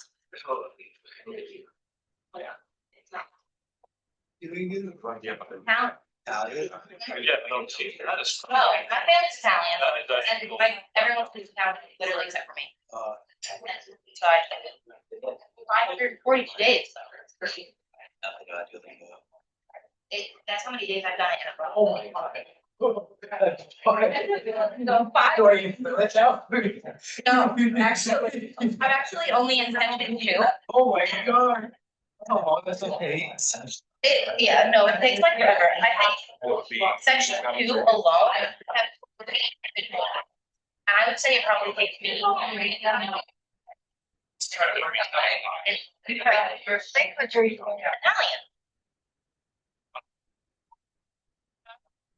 Pronounce it very well because I learned Spanish, so now I just try to like this languages are so similar. I was gonna say, I feel like they overlap. They overlap a lot, which is helpful. But now I speak Italian in Spanish. Like my Italian sounds like I'm speaking Spanish. I know that if I talk to an actual Italian person, they'd be like, "What the fuck?" But I know. That's. I 140 days I have every day for 542 days. That's who did it for like literally like in like 4,000 days. And then he lost it. And if I terrible. I don't know what happened. It's not married. Like I think he like didn't do it at his wedding. That's fair. Yeah. You know, I have all the chances. Yeah. So I don't know how was that name without. I got my email. I don't know how the money. Okay. I got the email here though too. Let's update you. Ready for this? Well, I was doing that. Yeah, I was like, yeah, this will work.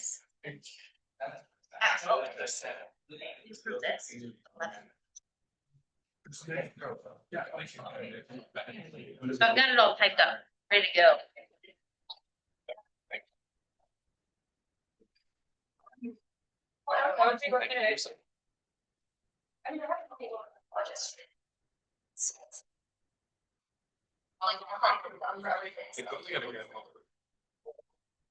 I also really thought it was very good. Robin, how's your first Senate meeting? Like I texted my partner and I'm like, maybe 11:30. He's like, kind of not making it.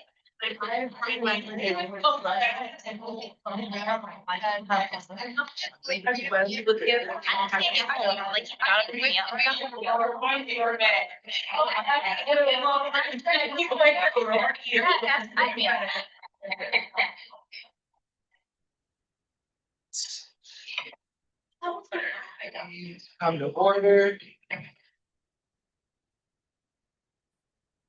We're gonna continue our discussion now. Do we have the motion on the floor? Do you still want to make a motion? I was going to reiterate my question to them.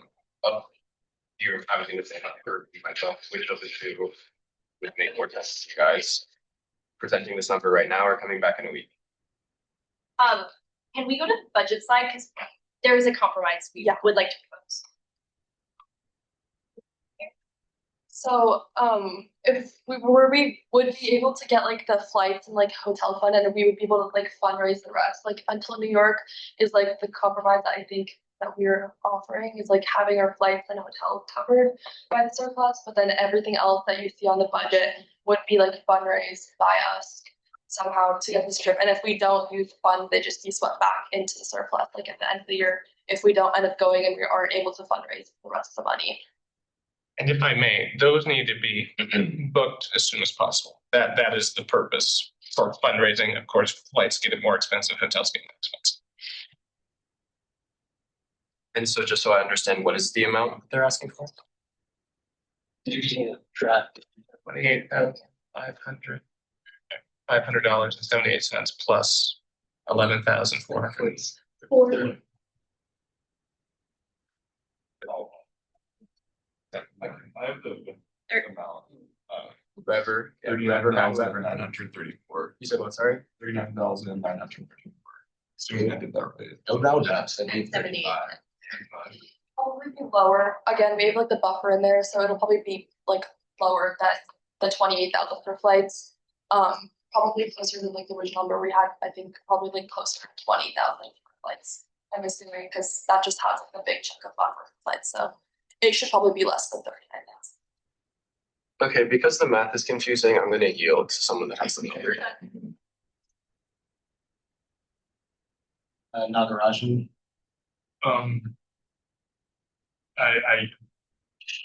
You Jay Pitcher. Oh, sorry, you. Oh, you, sorry, I think you yielded. I'm just going to make the motion so it's out there. I move to authorize spending to group Women in Business OS number 224I in the amount of $39,935 to line item site visits. Second, Perez. Can you repeat the number one more time? 39,990. Sorry, 39,935. Motion made by Lopez Dubois, seconded by Perez. The next we have Peters.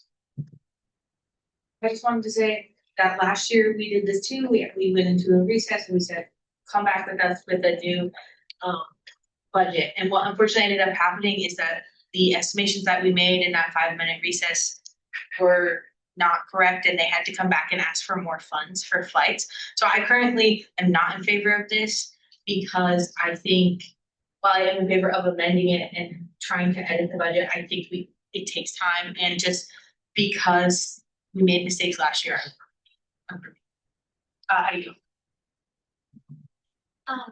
This is just in support of what Senator Peters said, but also additionally, like, I know you said that like you will work to get the fundraising, but just because that is something that doesn't currently exist, and like we said, that there's a possibility that we'd come back and need to request more money. We have already had flights and hotels booked. I will also not be in favor of this current request. All right, and are we ready to vote?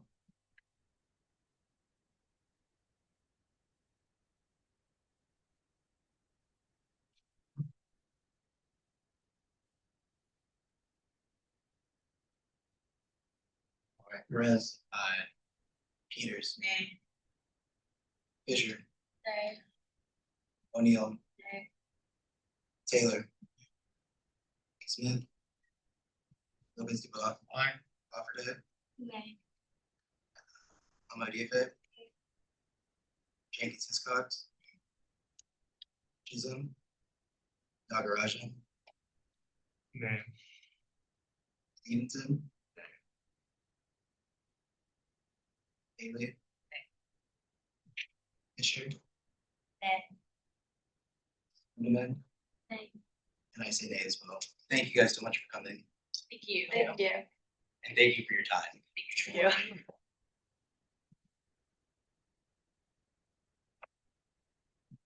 And that concludes our financial business for tonight.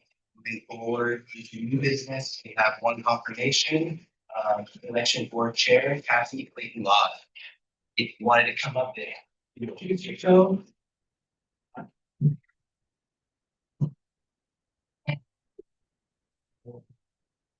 Okay, I'm gonna keep this really brief for enough of my voice tonight. Gordon and I, are both gonna just briefly speak to like, our choice in Kathy. This is Kathy. Kathy is our appointee, our pick for the elections board chair. We interviewed quite a lot of people, and we chose Cassie. She's a non-pad. She's a single mother of two. Amazing. A really bright person. Really great grasp of like, why do students actually care? And like we had some.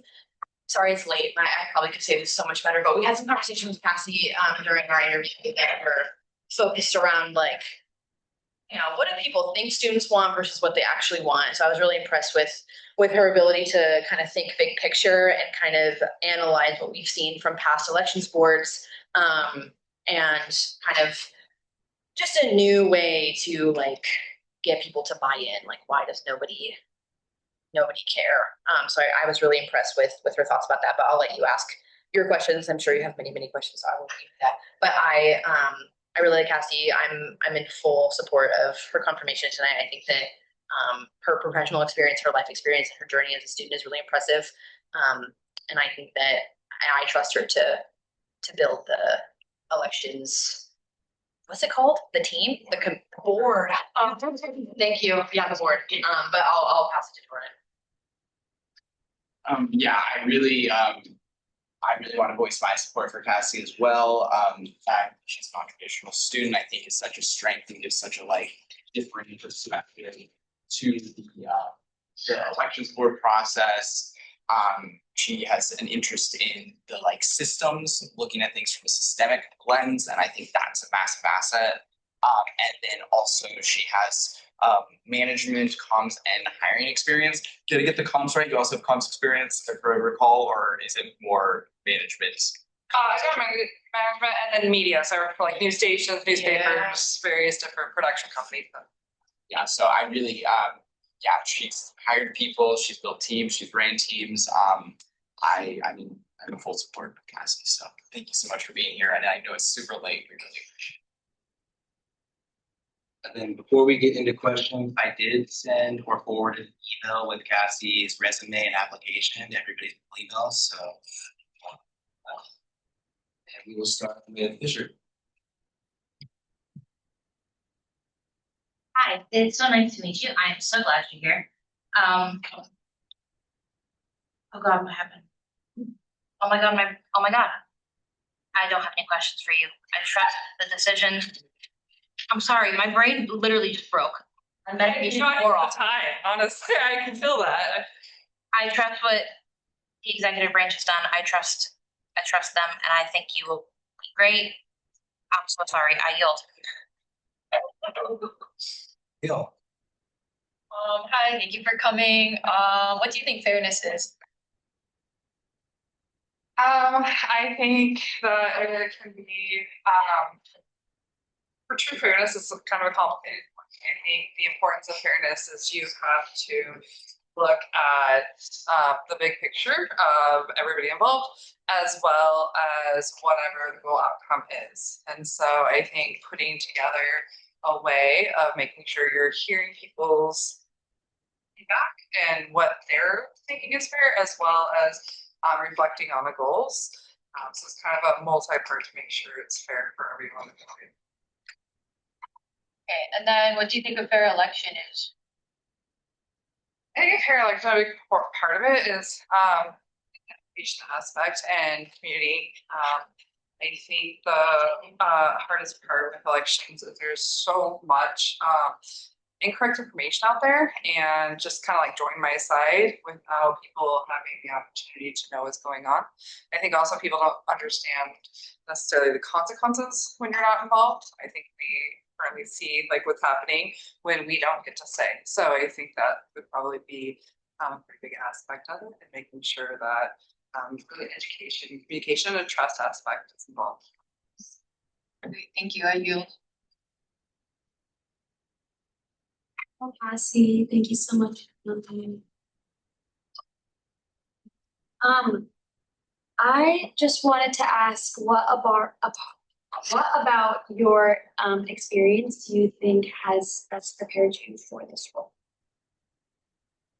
I'd say the fact of being able to see both sides of being kind of the bottom of something and being at the top in a sense. I think almost every job I've ever worked, I did start at the bottom and then worked my way up. And so I think the importance of that is that I'm never going to ask anybody to do something I wouldn't do myself. A lot of times you get in leadership or management roles to kind of get the big headed, like, oh, I've got the power, you got to do what I say. I'm not really into that. I think I want to lead by example, and kind of what I've mentioned before is both just positions where I was in leaderships, I'm wanting to train people to be in my position, if not better, because that kind of I think empowers people to want to be more involved.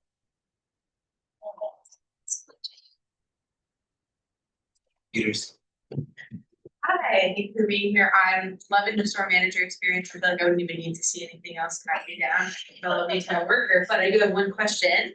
Who do you think it's the job of the elections board to get voters, or is it the job of those running to get voters to vote? Yeah, I mean, obviously, if you're in charge of elections, you have a part in it, and you don't have a job if nobody's, voting. So obviously, elections board member is going to have a big part of it, but I really think it's a matter of everybody. I mean, the whole point of government is that we work together, and I have to say, being here all night, I'm tired too, so I understand. I actually got to see, it inspired me about government once again. I am a sociologist. I feel kind of let down a lot. I've joked about not having enough depression pills to get me through my classes. I'm also an environmentalist.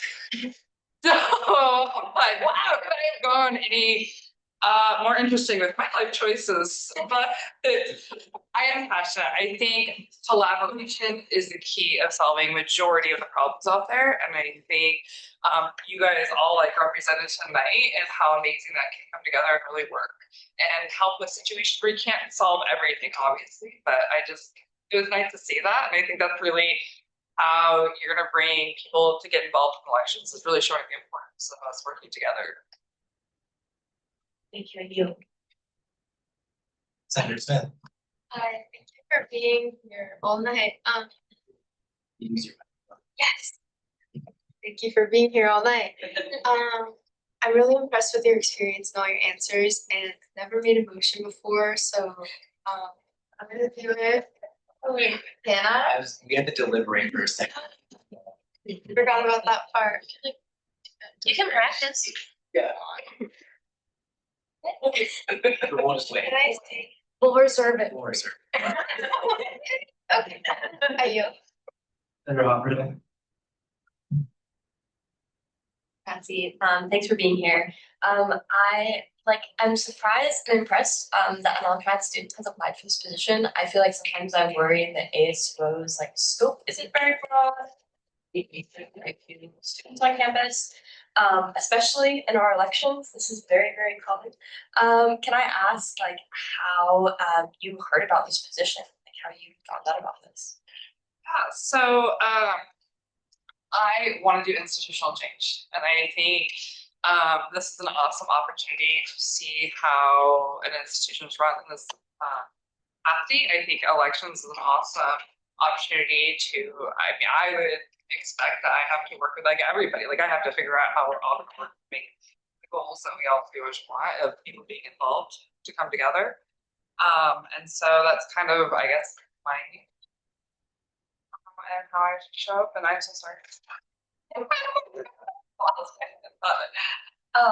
How did you hear about ASUO? Okay. Yes. So I originally was going for research jobs, and I you can see with my resume, not a lot of academic research experience. So I was getting turned down. And then I saw an opportunity for this, and I got to go to the town hall meeting. And I don't know which happened first, but that really made it solid that I'm I want to be a part of this, because what happened with the decisions that U of O made made me so sad, because it was the mission statement for the U of O is I'm really empowered by that. And I love how I do feel part of the community, even though like I'm quite a bit different than a lot of the students here. And so, yeah, I want to be a part of making that available for encouraging too. You know, like it is kind of intimidating being kind of different than the normal traditional student. And so, encouraging that. And I think also pretty approachable. So I like the fact of wanting that to be part of it as well. I think government, especially maybe in the current situations, can be intimidating, and I want to show that it doesn't have to be. Yeah, thank you. Yeah, I think the town hall, like, that's really cool that you showed up that way and like learn about that. Like, that's also good to know for us, I think, like what events people come through and learn about. So yeah. I'm bummed about the budget being made up, but obviously being in Portland, I feel like there's kind of reasoning for it. I yield. I just want to say, as a fellow non-traditional student, congratulations. You know, very putting yourself out in situations like this, where you feel like you don't belong. So I just want to say congrats. Thank you. Chisholm. Hello. Are you my class? It's a assignment, right? High five. Okay, cool. Yeah, I just want to kind of vouch for this one right here. She's always asking questions and in the very front of the class, like, yeah. I just have curiosity about like wanting to know new things, especially in those intense class that we're in. Like, it's so much info. Past experience, I'm wondering, we had an election board chair last year, and I know that he came up with like this just like this document that had like a lot of like recommendations. Have you reached out to him and asked if he like was strong about or anything like that? I haven't reached out about the job. I did mention in the interview process that one of the things that I love to do about anything that I'm not, I just said I'm really curious, is I want to see like where people have been successful, where they haven't, what have they done in the past. I'm sure I'll look up that document. Yet, second term, it's been crazy, right? And so yeah, I definitely want to look into that. I think there's people who've done it successfully out there. Let's see how we can incorporate that and kind of leave out the stuff that, you know, it wasn't as successful or well.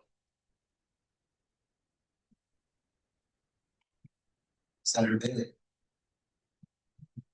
Yeah, hi.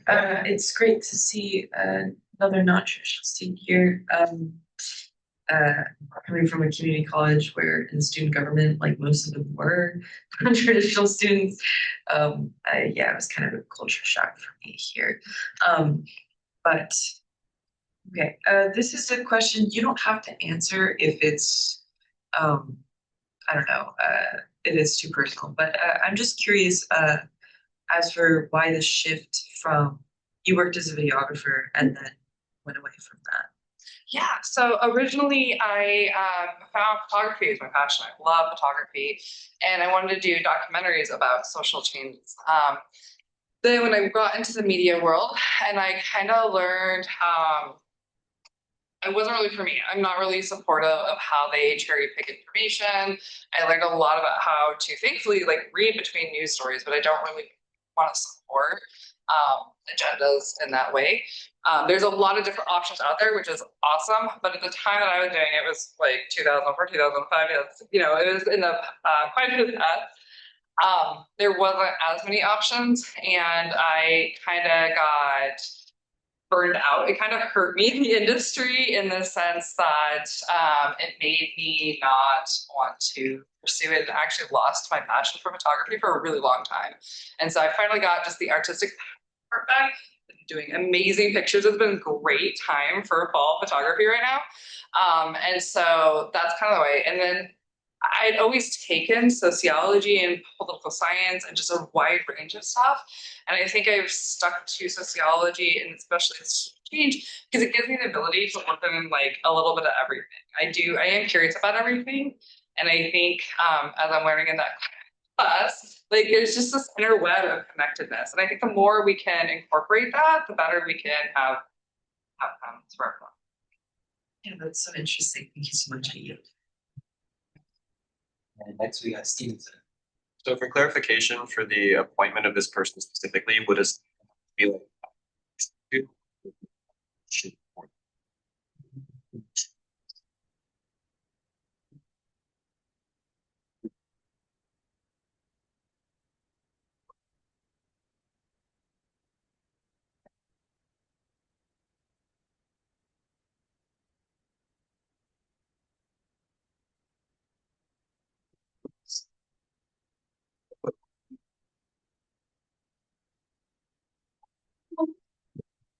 I was getting ready to.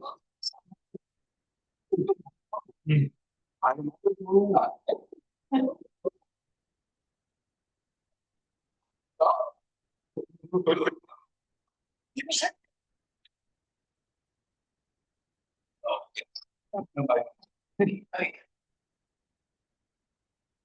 I'm out from Florida. Senator Bailey, this is there's a minute. You have the floor first. Okay, sorry for getting so excited, but I don't know, just I know like her experience and her answers were so good. Also, like non-traditional students, it takes so much passion to be here and to be in like this position beyond just putting yourself like out there to go to university. It takes so much. So I moved to appoint, tell me if I'm doing this wrong. I moved to appoint Patsy Clean Moss to the position of elections board chair. Second, let's post it off. Motion made by Smith, seconded by Senator Peters. We now have a motion. Oh yeah, Haley.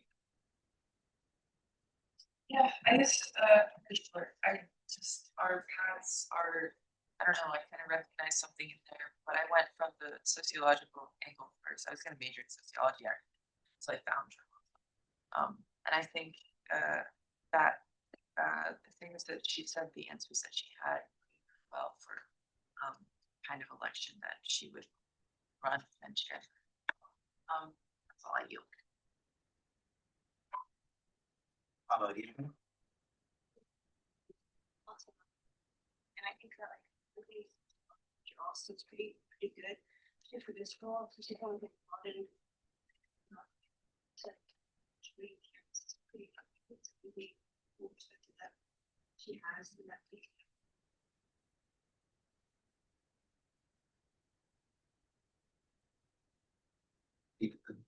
For clarification, guys, I wasn't going to make a motion. I was getting ready to yield my time. I just didn't know what the rules were. I'm gonna go ahead and call the question.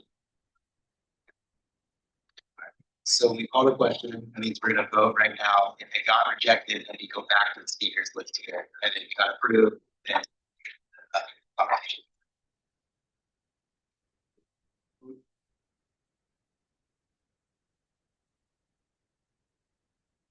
Perez, Peter. Aye. Fisher. Aye. Neal. Taylor. Smith. Lopez Dubois. Aye. Offerday. Ahmad Diop. J.P. Tiscott. Aye. Chisholm. Aye. Nagaraja. Aye. Stevenson. Aye. Haley. Aye. Fisher. Aye. Goodman. Aye. Nice, carried well.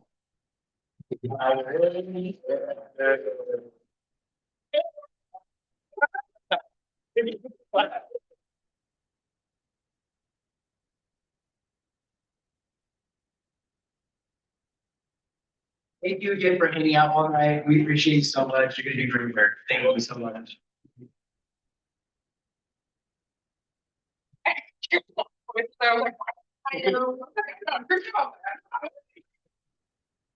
All the new business for the night. We will now move to our Senate updates. We will start in Finance Committee, starting with Program Finance Committee Chair, Senator Peters. Hey y'all, another quick update from us. We just started our initial tag meetings. If you're in an org and you haven't gotten an email from your tag, teams meet. And the budget form is due October 24th at 5 p.m. There are no exceptions to this. Like this, yes, like Jen said, it has to be in October 24th at 5 p.m. So any org leaders you know, tell them it has to be yes. Yeah, I have a great, Yes. Okay, so I've been meeting with a ton of student work and I'm walking them through the budget timeline of this. And I'm telling them that someone will reach out to them. But are they supposed to reach out to you? No. No, they should have been reached out to by their tag. Already. The tag, yes. The tag document is in the PFC Google Drive, okay? I can also put it in the Senate group chat if you want it. But that tag document that's just, it's called like PFC Publish 2526, I think. Is that right? Okay. That's gonna be the most accurate version of where the tags, who people's tags are. You can also always email pfc@uoregon.edu. And this is the entire PFC. We will all get a stamp. And you've reached out to all the student work already? Yeah. I have not Okay. Okay, can we do that soon? Because I have a lot of student orders waiting to be heard from you, and if they don't hear from you, they're gonna email me at the end of the month. By then, it'll be too late for the deadline. So all supports have gotten an email from me already saying the budget process is happening. It's news. Either one works also. It's easier to figure out like what's the tag officer for the specific org on the org list. Is it like Apple? Yes. Also, if there's an org that hasn't been assigned a tag, like that's in red, that's because they are not on Engage. And so if there's an org that hasn't been assigned a tag or hasn't been reached out to by tomorrow, then we will also email me on that front. Do you guys have any other questions about PFC stuff? Yes. So just for clarification, it says that Raven is the PFC for BSU? Yes. Okay. No, that's wrong. Okay, we made some changes today, so I have to update this, but obviously. Or BMA, sorry.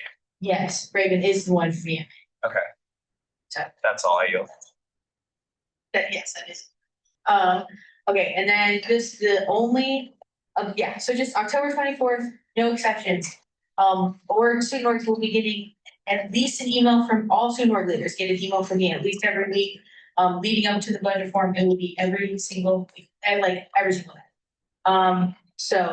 But if you have any ideas on how we can get more student orgs involved in the budget forum, I'd love to hear it, yes.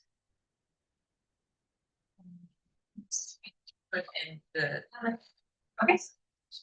Yes, I will say I have to update it when I get home, so it might change a little, yes. Is it not a dig at all, but Raven being the tag for BMA, but not BSU, which is an organization that. Okay. Yes, conflicts of interest. So, okay, yeah. Could there be a way where like I'm in BSU, I just want to make sure that we get reached out to as like we just keep complaining to the Emerald and stuff. I just want to make sure that there's like a priority for Black Club. That's all. Thank you, Aiko. Yes. Yeah, go ahead. Oh yeah, also Souls wants the list too. They're complaining for today. Okay, and then the other thing is this coming Monday is Indigenous Peoples' Day. Yay! So at 12 o'clock in the EMU amphitheater, we're gonna be changing all the flags like that that transfer request you guys approved last week. Please come to this. This is like our second most important day of the year for as not to, besides the powwow. And also every single year the president says he's going to come, and then every single year day of he cancels. So please show not to that ASUO cares. This is a really, really important day to us, and this is like a very visible day for us. Thank you. Yes. Until what time? Or is it Yeah, starts at 12, we don't know. So, yeah, okay, that's all. AU. Sure. Yeah, on that note, I know that academic senators, you guys have like club tags that you're interacting with and stuff. If they ask, do not let them fill out the budget form with you. If they have any questions about their budget or the process or anything like that, and you don't know what to say, just refer them to us. It'll make all our lives easier. Also, October 24th is just the initial submission. They have to submit something by the 24th at 5 p.m. Sauce checks it for everything adding up and all of that. And so it's for real due on Halloween, but every board needs to submit something by the 24th at 5 p.m. So, yeah. Moving to Contracts Finance Committee, Vice Chair Senator Taylor. Yeah, it was short. Not much has changed from last week. We're still meeting with and working on meeting with some of our supervisors. That's it. Parliament Finance Committee, Chair Senator Humphrey.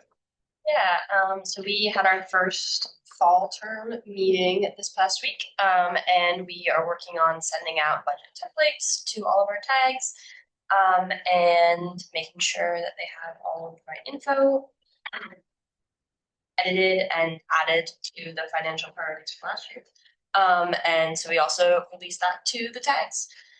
And And we are working on saving the forensics department.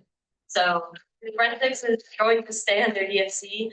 And that is like a continuously updating thing that we haven't talked about a lot, but it's been a really big thing. And they should be able to stay under DFC for this year, like as of today. So yeah.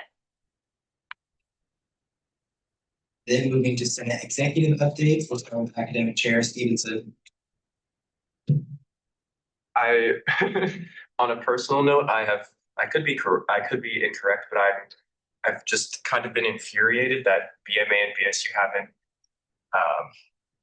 Yeah, I yield. Academic committee update. No. Meet next Wednesday. And then Ombudsperson Heffernan is not here today, and then Treasurer Perez. Nothing new. Gonna set up my tag meeting with Marisol for Senate. So I'll meet with you and Priscilla sometime. Schedule something. It would be and also cool because we would consider the new stipend model. Because part of our tag meeting is mostly just stipends. And then Priscilla mentioned something about academic community as some project. It's like to do events like the academic fair. Yeah, so I think we would incorporate it this year or however that works. So that's the only thing I need. Not too many updates on my end, as Senator Fisher said earlier. We are working on those financial priorities meeting on Monday on Zoom. Really love to have everyone there, or we're gonna do all the meat of it, I guess, all the nitty-gritty details. And it's really important. These are things that we're going to be using for the entire year. And if you can't make it, to Teams, me or Kayla, any thoughts or ideas you have about Teams up there? And then just to clarify financial priorities, once that does come out of the committee, we will vote on it in the Senate. It can still be like changed and things like that, or sent back to the committee. So that's just the process for that. And then for my update, I just wanted to say thank you all. Another long meeting, but I think as the year goes on and these requests get less and less and less, I think our meetings will get shorter. So thank you all for all your hard work. Thank you to those who came to the pre-Senate meeting. I think it was really nice to talk outside of the Senate, and I think that going forward, it'd be a good discourse to open up, maybe like once a month, just having a conversation right here. And since my update, I'll have things like Ranch. Alrighty, folks. Exec is hard at work on various projects. Feel free to ask any of the directors or secretaries and chiefs what they are doing, and feel free to ask us what we're doing, but in more in depth. Lots of things happening. Elections board chair has been appointed. I wrote this before it was appointed, so that was cool. Manifested that. So that's really awesome. Diversity Action Committee meets tomorrow. Student Tuesday. Let me know if you're interested in either of those. If there's anything you want us to ask VP of Student Life Angela Chong or President Schultz or any other campus leadership, let Priscilla, Daphne, and myself know. Sign up for the Street Fair volunteer hours. Volunteering training is tomorrow night from 6 to 7 at Willis 182. If you can't make that, at Orlski. And I will put the little thing in the chat again, and then Daphne sends her good vibes and love. Good night. I move to adjourn. Second by Mr. Mo. I did not put the minutes on there, so we'll bring next meeting. Motion to adjourn made by the motion. Okay, sure. Anybody second? Here. Second, Lopez Debod. All those in favor say aye. Aye. Those opposed say nay. You are adjourned.